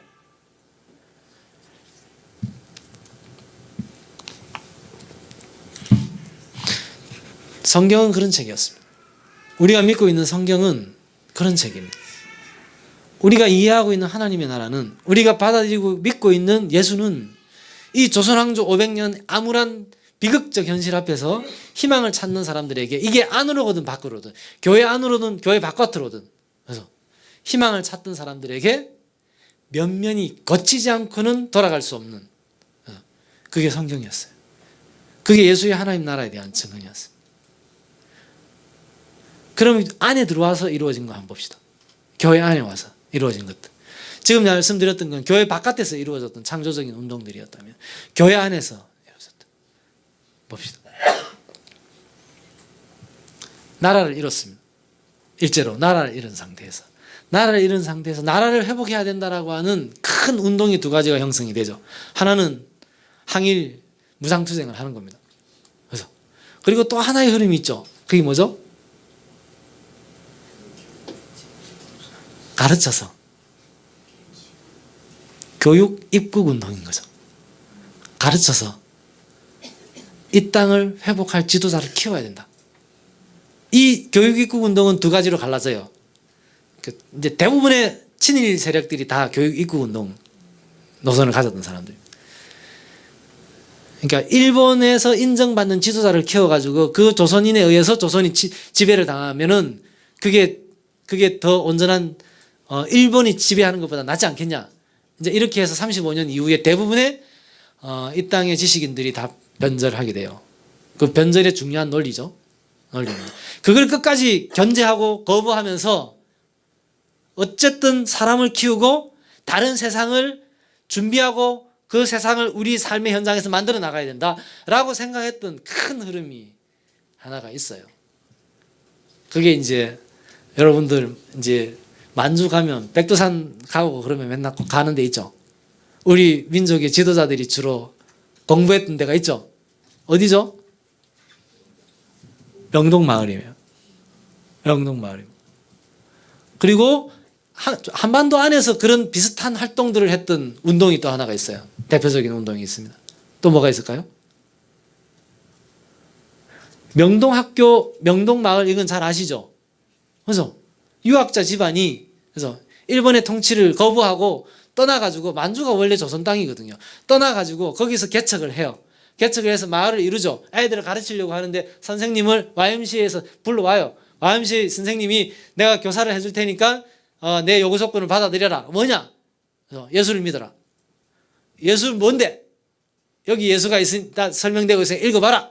그래가지고 그 김학연 유학자께서 밤에 몰래 자손들 보기 부끄러우니까 밤에 몰래 성경을 읽어요. 성경을 읽으면서 하나님이 어떤 분이지 예수가 어떤 분인지를 알아가요. 그리고 나서 결정을 해요.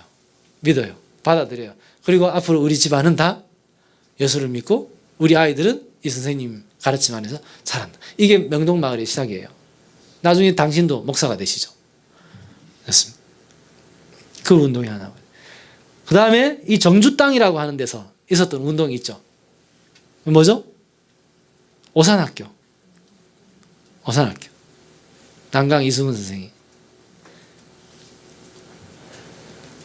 거기는 거의 대부분의 이 땅의 창조적인 지도자들, 지식인들, 지도자들이 대부분 다 거기를 다 거쳐가요.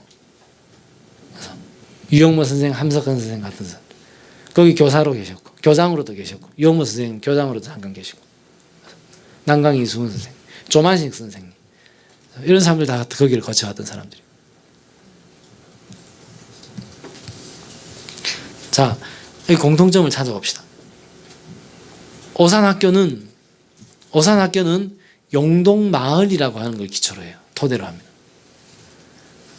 명동학교는 명동마을이라고 하는 걸 토대로 해요.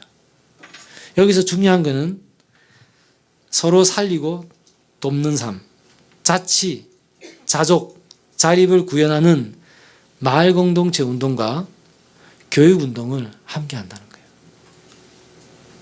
이게 중요한 겁니다.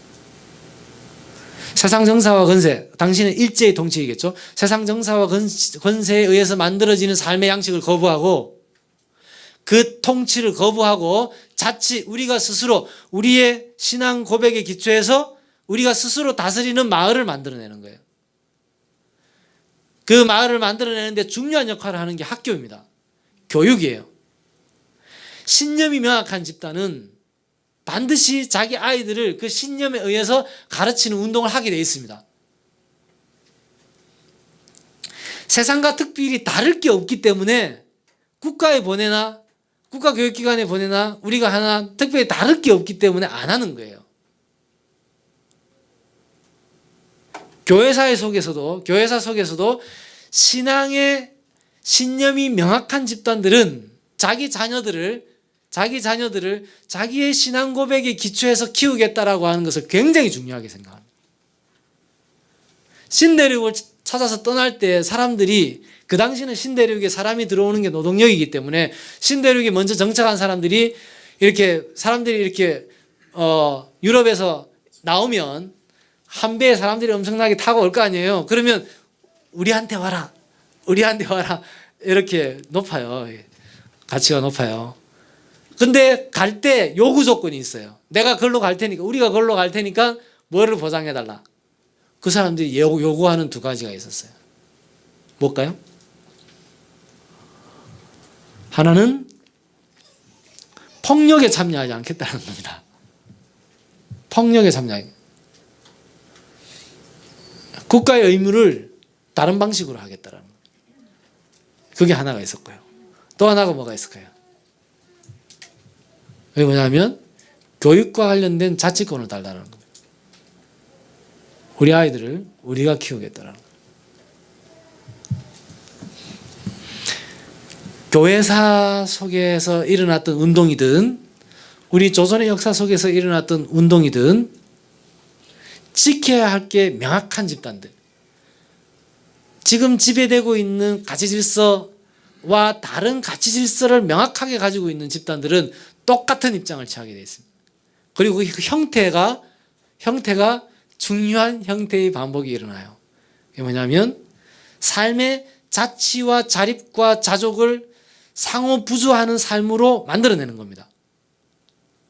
만들어내고 그걸 토대로 아이들을 가르치는 거예요. 그래서 그 시골에서, 그 만주에서, 그 한반도 그 골짜기 마을에서 그들은 아이들을 가르치면서 농사를 지으면서 스스로 자치하면서 한국의 협동조합 운동은 거기 뿌리가 다 있어요. 제가 어제 협동조합 약간 짜증냈는데 혹시 관련된 활동하시는 분 있으면 너그럽게 이해해 주시고 지금 협동조합 운동을 하고 있는 사람들이 그때 있었던 이 땅에서 벌어졌던 그 협동조합의 모델들을 연구하거나 그거를 삶의 지침으로 삼거나 이러지를 않는다는 겁니다. 뭔가 하나 새로 나오면, 그래서 뭔가 하나 생태 마을이 만들어지면, 뭔가 하나 전환 마을이라는 게 개념이 만들어지고 나면 늘 외국에 가가지고 그게 마치 모델인 것처럼, 그러니까 진보 개혁 문화 속의 도살인 사대성.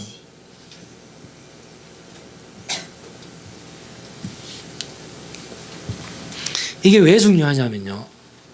왜 중요하냐면 주체성이 없으면 창조성이 일어나지 않습니다. 창조적인 것은 그냥 단순히 우리가 우리 민족을 소중하게 생각하자 이런 맥락이 아니에요. 하나님은 생명을 산 사람은 산 사람의 기질로, 바다 사람은 바다 사람의 기질로, 한반도는 한반도에 맞는 사람들, 만주는 만주에 맞는 사람들, 유럽은 유럽, 아프리카는 아프리카. 각각의 생명이 다양해요. 그 생명들이 하나님을 찬양하는 것은 그 고유한 자기 생명력으로 찬양하는 거예요. 한반도에 있든 어디에 있든 아프리카에 있든 어디에 있든 모든 생명들이 유럽인들의 찬양 방식으로 찬양하려고 들고 있다는 거예요. 그거는 게으르고 악한 종이 되는 겁니다. 하나님의 위대한 다양한 창조의 생명의 아름다움들을 땅속에 묻어놓고 있는 거예요.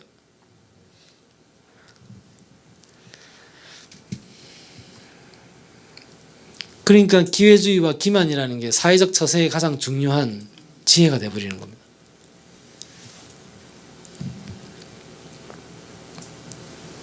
그 작은 시골 마을에서 자치와 자립에 대한 구체적 실천을 해나가면서 구체적인 일상생활들을 함께 서로 도우면서 만들어가는 그런 생활공동체를 만들어가요. 마을 단위의 생활공동체를 만들어가요. 그리고 그들은 그 실천을 뭐라고 얘기하냐면 이것이 해방된 조국의 모습이다 이렇게 얘기해요. 그리고 그들은 우리가 살고 있는 이 삶을, 그들이 살고 있는 그 삶을 세계 평화가 이루어진 모습이다 이렇게 증언해요. 그러니까 먼 개념은, 큰 개념은 하나님 나라 엄청 큰 개념이죠. 생명 평화 이런 건 엄청 큰 개념이잖아요. 이런 개념은 자칫 그런 개념에 익숙한 사람들을 기만적인 사람으로 만들 수 있어요. 너무 먼 개념이기 때문에 자기 삶과 상관없게 생각해 버리는 거예요. 그 기만에 빠지지 않으려면 그 먼 개념을 내 삶의 지극히 일상적인 현장에서 구현하는 겁니다. 희년은 국가에게 요구하는 것이 아니라 희년은 신앙 공동체가 자기 삶의 터에서 구현하는 게 1차적인 거예요. 그게 신약의 희년의 의미입니다. 하나님 나라도 마찬가지입니다. 지금 이곳에서 하나님 나라가 성령으로 말미암아 살아있음을 내 삶의 현장에서 확인하고 증거하는 것, 그것을 평화와 하나님 나라라는 개념으로 함께 증언해 가는 것이죠. 그럴 때에 우리 안에 거짓이 자리 잡지 않을 수 있도록 막아줄 수 있는 거예요. 그렇게 시작되었던 한국 기독교의 지금의 현실이라는 것은 공공의 적이 되어 있습니다. 너무 과도한 비판을 받고 있습니다. 마땅히 받아야 할 비판도 있지만 과도한 비판들이 있어요. 그래서 굉장히 중요한 전환의 시대라고 생각합니다. 패러다임 전환인 거죠. 문명 전환의 시대인 거죠. 이런 시대의 특징이 있습니다. 역사와 문명과 세계관이 동시에 얽혀가지고 변하는 중요한 시대인데 이런 시대의 중요한 특징이 있습니다. 공통점이 있어요. 공통점이 있습니다. 공부를 엄청 하는데 학습 과잉인 거죠. 공부를 엄청 하는데 생각하는 능력은 점점 빈곤해져요. 그리고 생명력이 핍절해져요. 이게 같이 가요. 이게 문명 말기 현상입니다. 한 역사의 패러다임이 종언을 구할 때 나타나는 현상이에요. 각 시대마다 비슷한 현상들이 나타나요. 의미 없는 학습을 하게 되는 겁니다. 의미 없는 학습을 집중해서 하게 되는 거예요. 그러니까 지금은 공부를 많이 하는 게 중요하지 않아요. 그게 분별이 중요합니다. 저희가 3일 학림에서 고등대학 통합과정으로 대안학교를 하고 있는데 교사들이 이제 자기 전공 분야와 관련된 사람들과 그 교과 담당하는 사람들과 공교육 교사들이 같이 연구를 해요. 같이 공부를 해서 어떤 결과물들이 나오면 그걸 이제 학생들이랑 같이 나누고 가르치는 거죠. 근데 요구하는 게 뭐냐면요. 예를 들어서 물리학과가 있다. 그러면 물리학 학생이 대학교 4년 대학원 해서 기본 7, 8년 공부할 거 아니에요. 엄청나게 많은 책들을 볼 거 아니에요. 사회학과가 있다. 사회학 있을 거 아니에요. 그러면 이제 뭐를 하게 하냐면요. 쓸데없는 책을 추려내라는 거예요.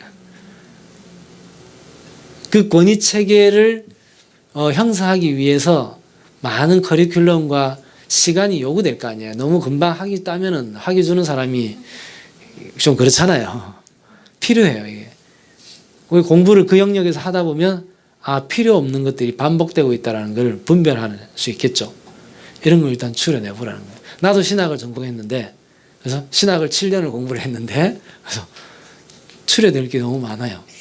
할 필요가 없는 것들이 굉장히 많아요. 그러니까 중요한 건 뭐냐면 열심이 아니에요. 열심은 어릴 때의 덕목이라 그랬죠. 어릴 때의 덕목, 한 문명이 성숙하지 않았을 때의 덕목이에요. 전환기의 덕목은요, 열심이 아니라 분별하는 겁니다. 엉뚱한 데서 허심 쓰는 게 아니라는 거예요. 분별할 줄 알아야 돼요. 그 다음에 또 하나 중요한 공통점은 이전 개념으로는 설명이 안 되는 일들이 막 벌어져요. 일종의 인식론적 단절이라고 그래요. 인식론적 단절. 이전에 사용하던 개념으로는 이제 얘를 어디에 넣어야 될지가 모호한 거예요. 그러니까 그 틀을 그대로 가지고 예수에게 안식일 지켜야 되냐 말아야 되냐라고 묻게 되게 되면 예수님에게 답변을 듣고 나도 지키라는 거야, 말라는 거야. 이건 뭐냐면 패러다임, 생각의 틀이 안 바뀌었기 때문에 그런 거예요. 그냥 내용만 들으려고 하고 있기 때문에 그래요. 세금을 바쳐야 되냐 말아야 되냐. 예수님 답변을 듣고 나도 그럼 어쩌라는 거야. 이렇게 되는 겁니다. 그러니까 예수님의 답변은 질문하는 사람의 질문의 내용으로 들어가서 답변을 하는 경우가 별로 없어요. 거의 대부분 예수의 답변은 질문하는 사람이 가지고 있는 잘못된 전제를 폭로하는 답변을 해요. 그 전제 중에는 나쁜 의도도 포함되죠. 그래서 질문한 사람이 모함을 하려고 예수에게 질문했다가 흥분해요. 왜냐하면 속내를 드러내기 때문에 그래요. 그래서 누가복음에 시몬의 창가에 보게 되면 예수를 데리고 마리아를 두고 시몬이 원래 생명이 끝났는데 축복하고 죽으라고 조금 더 살게 해주신 거예요. 그래가지고 예수를 보고 시몬이 뭐라고 얘기하냐면 뭐라고 얘기하죠? 이 아이는 사람들의 비방을 받는 표적이 될 겁니다. 이렇게 얘기를 해요. 애 엄마 입장에서는 상당히 난감해요. 비방을 받는 표적. 그 다음 얘기 중요한 겁니다. 그 다음 뭐라고 나오냐면 사람들의 속내를 드러낼 것이다. 이렇게 얘기합니다. 사람들의 속내를 드러낼 것이다. 그게 예수라는 존재가 기존의 패러다임 속에, 기존의 예수가 오기 전의 패러다임 속에서 사두개인은 보수고 바리새인은 진보예요. 바리새인은 일종의 유대 사회의 진보 운동으로 나타난 개혁 운동으로 나타났던 거예요. 예수라는 새로운 패러다임 앞에서 보수와 진보가 하나의 입장을 갖게 되죠. 이게 패러다임 전환의 특징이에요. 그러니까 그 전 시대의 보수나 진보라는 틀을 가지고는 이게 설명이 안 되는 거예요. 어느 코드에 넣어야 될지가 설명되지 않는 사건들이 빈발하게 나타나는 거예요. 이게 전환시대의 특징입니다. 그렇기 때문에 전환시대의 중요한 것은 무언가를 해석하는 게 아니에요. 무언가를 해석하는 게 아니고 무언가를 설명하는 게 아니고 전환시대의 특징은 뭘까요?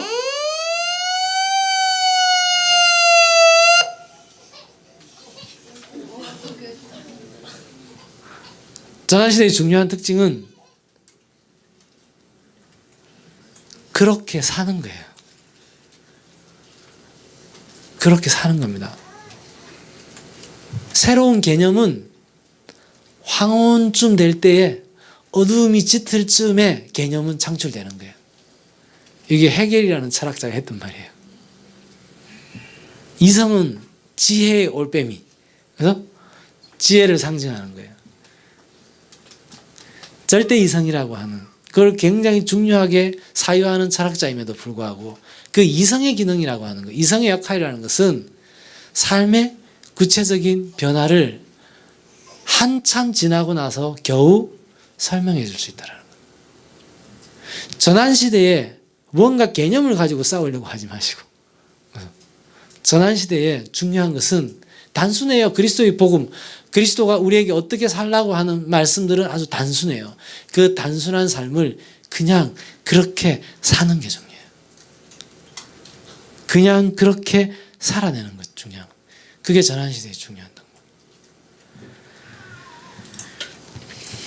이런 과정을 거치면서 혼란이 일어나겠죠. 패러다임 전환기의 특징, 여러 가지 혼란이 일어납니다. 지도력의 재평가 이런 게 나타나요. 그럼 뉴스 같은 거 보면 요즘 저 사람 왜 저래? 옛날에 안 그랬는데 요즘 저 이상한 것 같아. 이런 얘기들이 막 집중될 때 이게 전환시대입니다. 우리 사회는 그런 걸 많이 경험했어요. 한 20, 30년 동안 우리는 집중적으로 경험하고 있어요.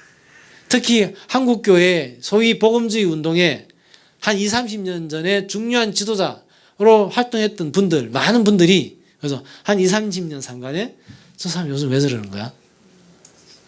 라고 하는 지도력 붕괴를 경험해요. 지도력 재평가. 그런 역전 현상이 막 나타나요.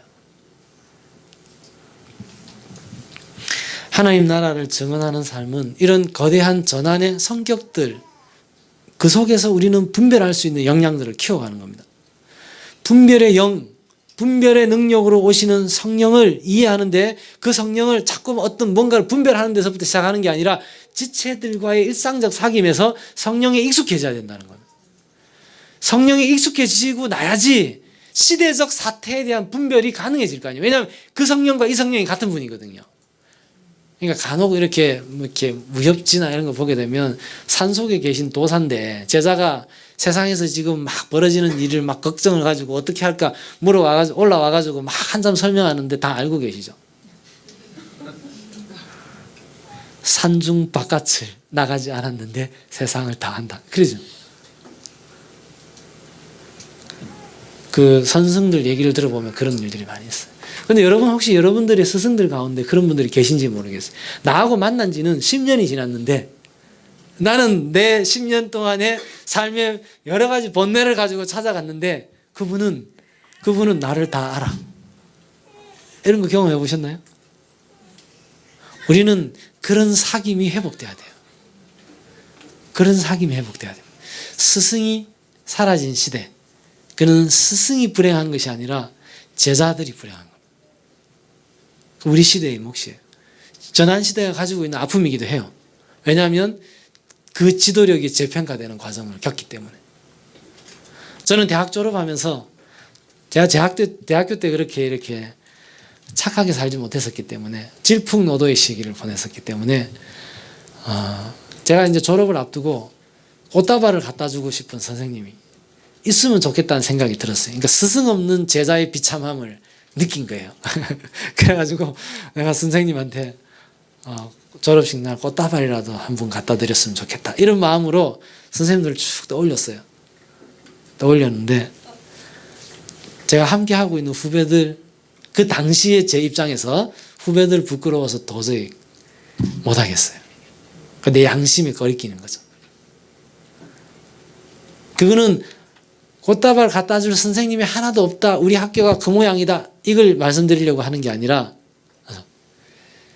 스승 없이 산 존재의 내면이 얼마나 비참할 수 있는가에 대한 얘기를, 얼마나 갈급할 수 있는가에 대한 얘기를 하는 거예요. 오정현 목사님이 손모 교수님을 그렇게 많이 불러가지고 정직운동하고 막 그렇게 했는데 나중에 문제가 터졌을 때 손모 교수님이 이놈 하면 니 뭔데? 이렇게 되잖아요. 혹시 내가 이해가 안 되더라도 내가 늘 정직이라는 주제와 관련해서 내 스승과 멘토로 생각하면서 모셨던 분이 계시다면 최소한 그분의 얘기를 이놈하고 들을 줄 알아야죠. 이놈하고 얘기하시면 예 하고 들을 줄 알아야 되겠죠. 우리는 이 삶의 관계성이 파괴되어 버렸다는 거예요. 없어 버렸어요. 저는 신앙 공동체라고 하는 것은 CGV 가듯이 그래서 이렇게 가는 모임이 아니라고 생각해요. 이미 여러분들은 그런 문제의식이 다 있으실 거라고 생각합니다. 더 나아가서 존경하는 역사적 인물들이 있죠.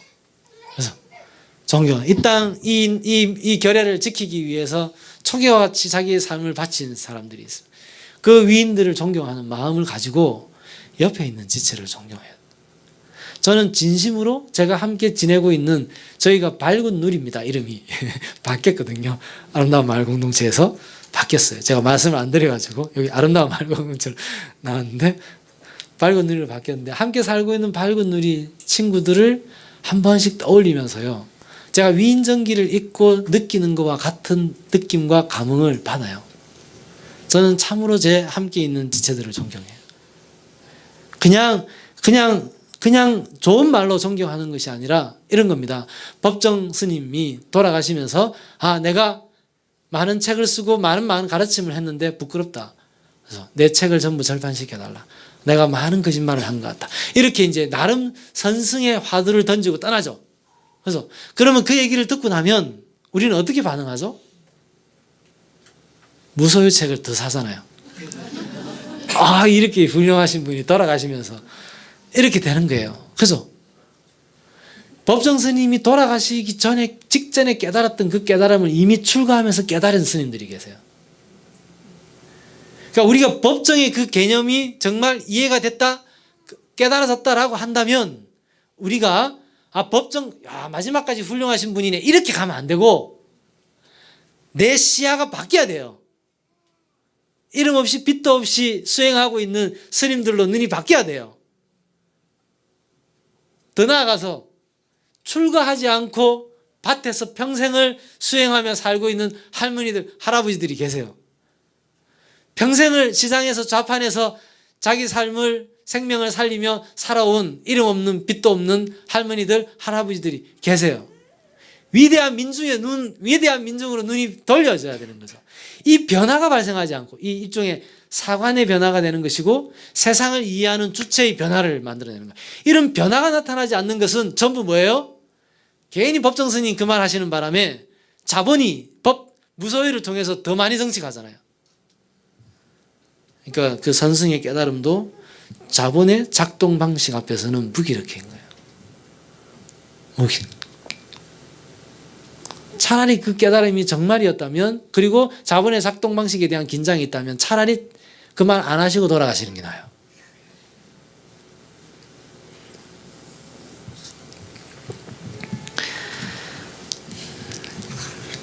관건은 우리의 일상 속에서 지극히 일상적인 먹고 자고 노는, 입는 지극히 일상적인 지점에서 결혼, 임신, 출산, 육아라고 하는, 소비하는, 교육하는 그런 지극히 일상적인 지점에서 사단이 가장 효과적으로 작동하는데, 우리 시대의 우상이 가장 효과적으로 작동하는데 거기에 맞설 수 있는 삶의 대안적 양식을 만들어낼 수 있느냐 없느냐, 이게 중요한 거예요. 그것이 하나님 나라를 잠깐 감성적으로 느끼고 끝나는 것이 아니라 우리 삶의 구체적 실제가 되게 하는 것. 그래서 그 실제를 세상이 와서 보도록 하는 것. 그 선교의 열매는 결국은 이 지극히 일상적인 지점에서의 삶의 대안을 어떻게 만들어내느냐. 문제로 가는 것. 함께 성경을 함께 읽고 일주일 동안 저희는 한 본문을 다 같이 읽습니다. 한 본문을 읽고 묵상을 하고 말씀과 생활 나눔을 예배 때 같이 나누어요. 이게 이제 저희에게는 굉장히 중요한 말씀 훈련의 방식이고요. 그리고 자기 인생의 중요한 분별 지점이 있을 때는 통독과 침묵 기도를 해요. 통독과 침묵 수련이 침묵 기도가 결합된 기도를 해요. 그리고 명절에는 설날 때마다 모여가지고 통독과 침묵 수련을 해요. 그러니까 삶의 굉장히 중요한 지점에 내 생각을 비우는 훈련을 하는 거죠. 비우고 뭘 넣는 거죠? 성경이라고 하는 그 개념을 내 관념의 개념들로 대체하는 훈련을 하는 거죠. 근데 돌아보면 이게 너무 소중해요. 지금 우리가 있는 삶의 중심을 잡아줄 수 있는 가장 중요한 문화들이에요. 저는 이거를 저희 아버지가 고등학교 2학년 겨울방학 때 신학교 간다 그랬더니 공부 안 시키겠다고 교과서하고 참고서를 다 버려버리셨어요. 그래서 2학년에서 3학년 넘어가는 겨울방학 때 집에 갇혀서 살았어요. 그때 제가 뭘 했냐면 할 게 없잖아요. 책도 없고. 뭘 했냐면 성경만 읽은 거예요. 아버님이 전술적으로 실수하신 거죠. 그래서 성경만 읽으면서 통독, 성경을 집중해서 읽는 것이 주는 놀라운 은혜를 저는 그때 많이 경험을 했어요. 그래서 저는 제 인생의 중요한 선택, 분별의 때가 오면 통독을 해요. 그리고 이제 말을 제한하는 침묵하는 기도들을 같이 해서 해요. 우리 이제 한몸살이도 같이 그런 문화를 같이 공유하고 있는 거죠. 그리고 또 하나 중요한 것은 이건 어찌 보면 우리를 훈련하는 거라면요. 우리의 주체적 역량을 훈련하는 거라면 중요한 것은 영적 싸움에서 중요한 것은 적전수를 아는 게 중요한 겁니다. 그러니까 자본이 우상이라는 것까지는 아는데 부동산이 우상이라는 것까지는 아는데 부동산이 우리 사회에 어떻게 작동하는지 자본이 우리 사회에서 어떻게 작동하는지 우리를 어떻게 지배해 들어오는지 라고 하는 것들을 저희는 굉장히 중요한 훈련 과정 속에 설정을 하고 있어요. 그리고 또 하나 중요한 것은 인류가 가지고 있는 뿌리 깊은 정신질병이 하나가 있는데 그게 뭐냐면 공부를 활자로 하려고 하는 정신질병이에요. 공부는 활자로 하는 게 아니고 활자는 방편적인 거예요. 공부는 뭘로 하는 걸까요? 공부라는 단어 자체가 그래요. 공부가 쿵푸예요. 공부라는 말이 쿵푸라는 말이죠. 그래서 공부라고 하는 것의 의미는 기본적으로 전인적 수련인데 중요한 것은 몸을 수련하는 거예요. 자기 몸을 수련하는 것과 자기 정신 역량을 훈련하는 것, 개념을 연결시키는 훈련을 하는 것, 이 논리적인 훈련이죠. 이것은 항상 같이 가야 돼요. 그런데 우리의 거의 대부분의 학습 문화는 이게 나누어져 있죠. 나누어져 있을 뿐만 아니라 거의 대부분 몸 수련이라고 하는 것을 중요한 공부로 설정 자체를 안 해요. 굉장히 중요한 자기 과제 앞에 직면하는 사람들이 저희 공동체 문화 속에서 어떤 중요한 과제 앞에 섰다. 자기가 굉장히 중요한 죄 앞에 섰다. 회개를 한다. 이렇게 할 때, 그리고 새로운 삶을 모색한다. 이렇게 할 때 사람들이 일정한 기간 동안 나름대로 영적 광야의 시간을 갖는데 그때 저희 공동체 친구들이 가장 많이 하는 것 중에 하나가 몸을 쓰는 노동을 해요. 몸을 쓰는 노동이라는 게 굉장히 중요합니다. 어제 말씀드렸던 수도원에서 청소기를 돌리지 않고 쓸고 닦는 것이라고 하는 것. 도시에서 그나마 해볼 수 있는 노동이라고 하는 거예요. 왜냐하면 직장생활 하는 사람도 다 노동하지만 노동이 다 상품화되어 가지고 자본에 종속되어 있는 노동을 하고 있기 때문에 모든 수도원에 가게 되면 붙여져 있는 게 있어요. 다 뭐라고 붙이죠? 예수원에 가도 있죠. 노동이 기도다 그래요. 그러니까 노동을 영성수련 기도로 경험해야 되는데 노동을 자본에 종속되는 통로로 경험하고 있는 거거든요. 그러니까 그걸 하지 마시라는 게 아니라 그거 아닌 다른 노동을 여러분들 삶의 몸에 수련의 의미로 들이셔야 돼요. 그게 굉장히 중요합니다. 작은 부분이라 하더라도 쓸고 닦는 거 그거 굉장히 작은 부분이고 작은 시간임에도 불구하고 그것을 자기 영성 수련의 과제로 설정하는 게 중요한 겁니다. 운동하는 것도 마찬가지입니다. 자기 몸을 써서 훈련을 하는 것, 노동을 하는 것, 그것이 영성 수련에서 굉장히 중요합니다.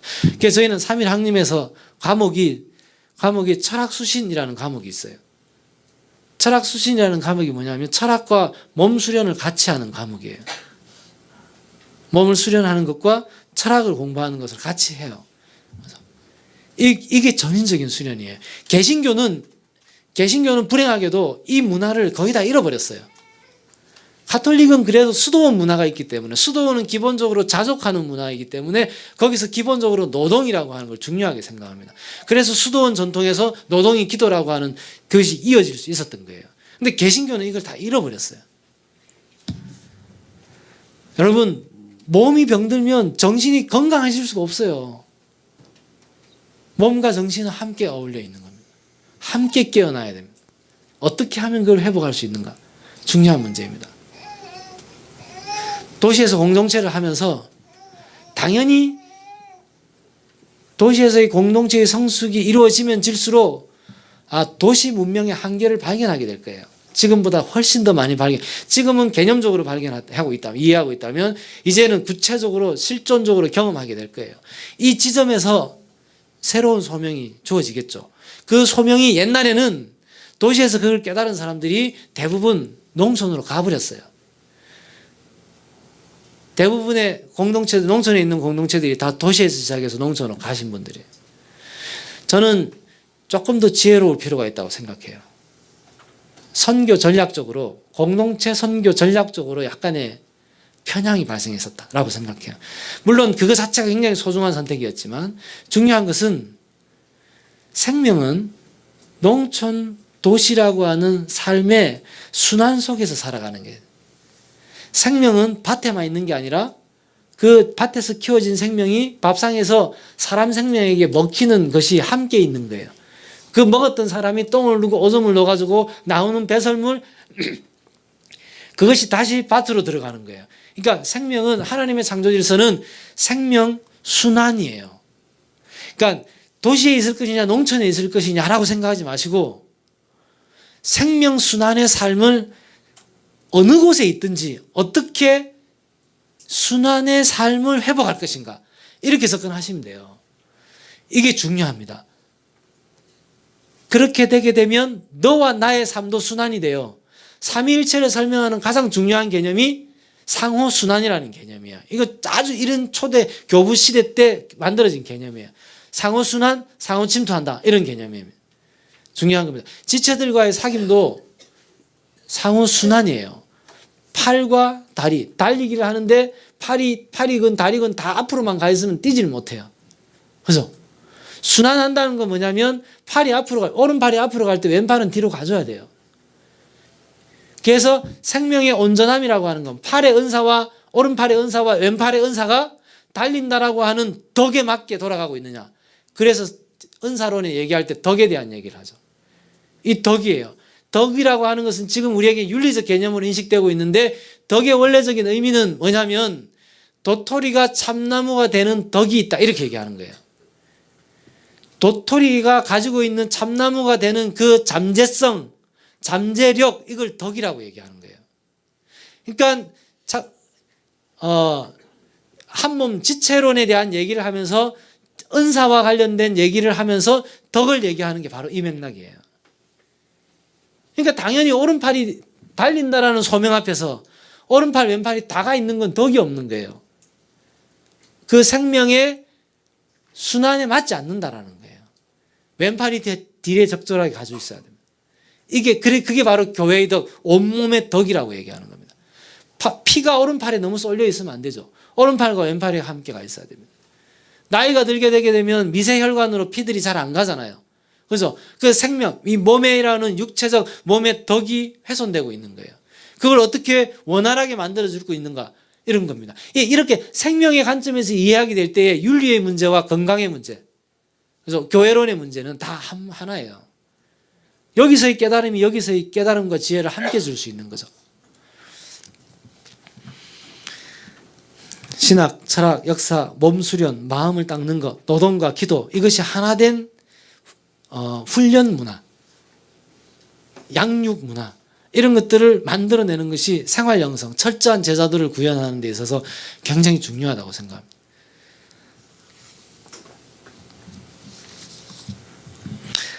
결국 하나님 나라가 우리 땅에 이루어지는 것을 검증해 볼 수 있는, 우리가 한 5년 지나고 나서 지금 당장은 어렵죠. 지금 이게 자본의 힘인지, 그래서 성령의 힘인지, 이건 당장은 경험하기 어려워요.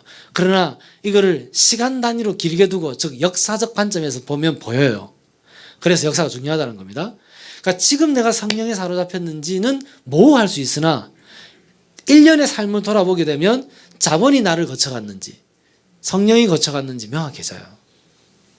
부동산이 내 3년을 지배해 왔는지, 이건 학벌이 내 3년을 지배해 왔는지, 이거는 명확해져요. 길게 볼수록 더 명확해집니다. 점검해 볼 수 있는 중요한, 성경이 제시하고 있는 중요한 틀이 있어요. 하나는 아까 얘기했던 재물의 문제입니다. 재물이 내게 아니다라고 하는 인식을 갖는 게 중요합니다. 재물이 내게 아니라는 거. 수입은 저희가 조사를 해봤더니요, 저희 한몸살이에 수입 제일 적은 사람하고 제일 많은 사람 조사를 해봤는데 10배 나더라고요. 10배가 나요. 수입은 차이가 나나 지출에 있어서는 차이가 나서는 안 돼요. 어떻게 할 수 있을까요? 다 모아서 쓰는 방법. 이거는 이제 그런 방법도 있고요. 저희는 다 모아서 쓰지 않는데 특별히 지출에 있어서 차이가 나지 않을 수 있습니다. 어떻게 하면 될까요? 단순 소박한 삶을 살면 돼요. 단순 소박한 삶이 삶의 문화가 형성되면 많이 벌어도 쓸 일이 없어요. 적게 벌면 적게 버는 삶의 능력을 키울 수 있어요. 그렇게 사는 거예요. 나눔의 드림을 해요. 11조 여러분들이 하는, 저희가 나눔의 드림을 하는데요. 500만 원 버는 사람은 50만 원 내고 88만 원 버는 사람 8만 8천 원 내고, 이 예수님이 가장 싫어하셨던 율법 적용 방식이에요. 그건 생계비 중의 일부고, 여기는 유흥비 중의 일부예요. 유흥비 중의 일부예요.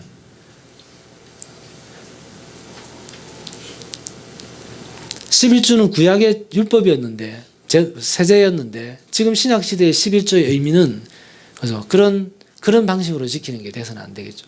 더 성숙해질 필요가 있습니다. 예수의 주의 은혜의 해의 복음에 기초, 하나님 나라 복음에 기초한 11조에 대한 재해석이 필요하겠죠. 저희는 그걸 나눔의 드림이라고 하는 이름으로 하는데, 500만 원 버는 사람이 250만 원씩 해요. 뭐 200만 원씩, 300만 원씩 해요. 그건 자기가 자원해서 합니다. 자발적으로 설정해서 해요. 단순 소박한 삶을 살고 나머지 것들을 함께 나누는 거죠. 88만 원 버는 사람이 2만 원씩, 3만 원씩 해요. 그거 부끄러워할 필요가 없어요. 또는 어떤 긴급 상황이 발생한 사람이 있다면 그 사람이 공동체에서 돈을 지원받는 것이 11조 정신이 구현되는 거예요. 그런 거죠. 이게 잘 훈련이 되면 굳이 다 모아놓고 있을 필요가 없어요. 그래서 어차피 국민은행이나 신한은행 다 가는데, 거기 가면 다 모아놓고 하는데, 그래서 복잡하게 할 필요가 없어요. 재물이 내 거라는 전제가 있을 때 재산을 다 나누는 것은 대단한 헌신인 것 같으나, 재물이 내 게 아니고 하나님의 것이라는 게 분명하면, 그게 삶의 문화로 장착을 하게 되게 되면 재산을 다 모으나 각자 쓰나 아무 상관이 없어요. 그게 그거인 거죠. 모금도 중요한 겁니다. 어디 예를 들어서 수련회를 하는데 얼마, 1인당 얼마, 어디 뭐 백두산 기행을 가는데 그럼 1인당 대충 얼마, 이게 다 있잖아요. 그죠? 그러면 그렇게 내지를 않아요. 그렇게 내지 않고, 가지 않는 사람도 내요. 왜냐하면 한 몸이 같이 하는 거예요. 내가 내 여건이 안 맞아서 못 가는 건데, 그거는 내 몸이 같이 간다고 생각하는 거예요. 그러니까 안 가는 사람도 내요. 안 가는데 많이 버는 사람은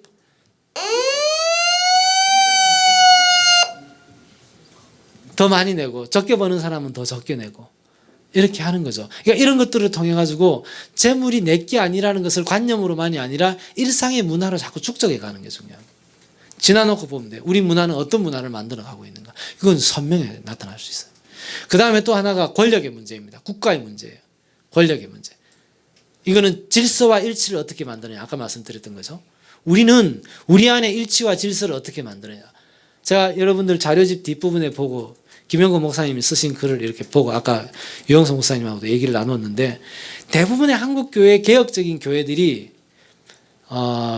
서구 실체적 개인주의에 토대한 민주성이라는 환상을 가지고 있어요. 그거를 넘어서는 교회의 새로운 전망들을 거의 만들어내지 못하고 있는데 그 글에 보게 되면 그 문제의식이 잘 대안으로 잘 설정이 돼 굉장히 반가웠어요. 읽으면서.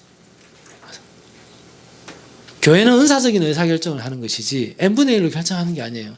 어떻게 교회가 중요한 교육 문제를 결정을 하는데 계속 그 교육 문제를 가지고 고민하는 사람도 한 표, 그날 와가지고 안건 본 사람도 한 표, 이렇게 어리석은 일을 하냐 이거죠. 논의 가운데 논의가 되고 나면은 충분한 토론을 하고 나서 결정은 거기는 이제 지도력이 한다 이렇게는 저희는 은사 주체가 하는 걸로 해요. 그 교육이라면 교육과 관련돼서 제가 하는 게 아니라 만약에 교육 은사 주체가 따로 있다면 그 주체에게 목회적 판단을 하도록 이름을 하는 거죠. 근데 기본 원리는 같아요. 그래서 지도력이 한다는 건 같아요. 그래서 지도력의 원천은 은사에 있는 거니까. 그래서 우리의 질서, 우리의 의사결정, 우리의 조직의 안정성이라고 하는 것을 세상에서 보고 배운 버릇대로가 아니라 그 좋은 것들이 아니라 우리 안에 성경이 가르쳐주는 지혜들 속에서 어떻게 고유한 삶의 문화를 만들어내고 있는가. 이런 것들을 이제 보는 거죠. 마지막으로 중요한 겁니다. 이게 이제 굉장히 어려울 수 있는 주제이기도 하고 그래서 결국 넘어가야 할 주제인데요. 예수께서 누가 내 부모 형제고 자매냐라는 질문, 이건 진지하게 생각하셔야 돼요. 결국 이 지점을 넘어서지 못하기 때문에 교회가 인간이 맺는 관계의 가장 기본적 관계거든요. 아까 제가 얘기했죠. 성령이 임하면 모든 성령이 임한 자들에게 경험되는 가장 일반적인 경험이 뭐라 그랬습니까? 관계의 변화라고 그랬어요. 근데 그 관계의 변화를 잡고 있는 이 기존 삶에서 관계의 변화를 잡고 있는 가장 중요한 뿌리가 뭐냐면 가족이거든요. 근데 이걸 그대로 둔 채 있게 되게 되면 결국은 이걸 바꾸지 못하게 되게 되면 결국은 성령으로 말미암아 관계의 변화라고 하는 것은 이 지점에서 다 걸려버려요. 참으로 하나님의 뜻대로 하는 자가 내 부모고 형제고 자매다라고 하는 그 고백이 우리의 실제적 고백이 돼야 되고 우리 아이가 내가 맡아서 키우는 건데 우리 아이가 이 한 몸살이의 아이로 내가 맡아서 키우고 있다라고 하는 그래서 이런 것들이 명확해져야 돼요. 이런 것들이 시간이 지나면 명확해져요. 보이게 돼요. 이걸 어떻게 우리가 구현할 수 있을 것인가. 그래서 중요한 관건이라고 생각합니다. 하나님 나라는 어제도 말씀드렸던 것처럼 하나님 나라는 믿는 만큼 보이고 믿는 만큼 살 수 있는 하나님의 은총이라고 그랬습니다. 사람의 능력으로나 사람의 지혜로나 사람의 힘으로 되는 것이 아니다. 하나님의 신으로 되는 것이다. 그렇게 얘기하셨어요. 이미 여러분들이 하나님의 성령의 권능으로 말미암아 걸어가고 계시는 삶의 흔적들, 지점들 앞에 서서 감사히 기억하며 감사하고 앞으로 이걸 토대로 주시는 하나님의 새로운 부르심 앞에 우리가 가볍게 일어서서 길 떠날 수 있는 그런 은혜가 여러분들에게 또 우리 모두에게 있기를 바랍니다. 기도하겠습니다.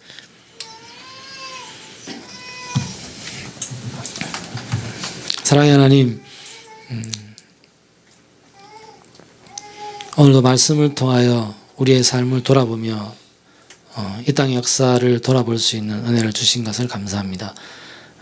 우리의 삶이 늘 하나님의 영에 사로잡힌 삶이 될 수 있도록 축복하여 주시고 우리가 늘 말씀으로 우리의 삶을 돌아보며 지체들을 권면하며 지체들을 사랑하며 섬기며 살아갈 수 있는 복된 삶이 될 수 있도록 하나님 축복하여 주시길 원합니다. 주신 은혜 감사히 기억하며 새롭게 주시는 소명들을 가볍게 받고 일어설 수 있는 하나님의 아름다운 백성들이 다 될 수 있도록 하나님 축복하여 주십시오. 이 밤도 주께서 주신 은혜로 인하여 감사하며 주 예수 그리스도 이름으로 기도드립니다. 아멘.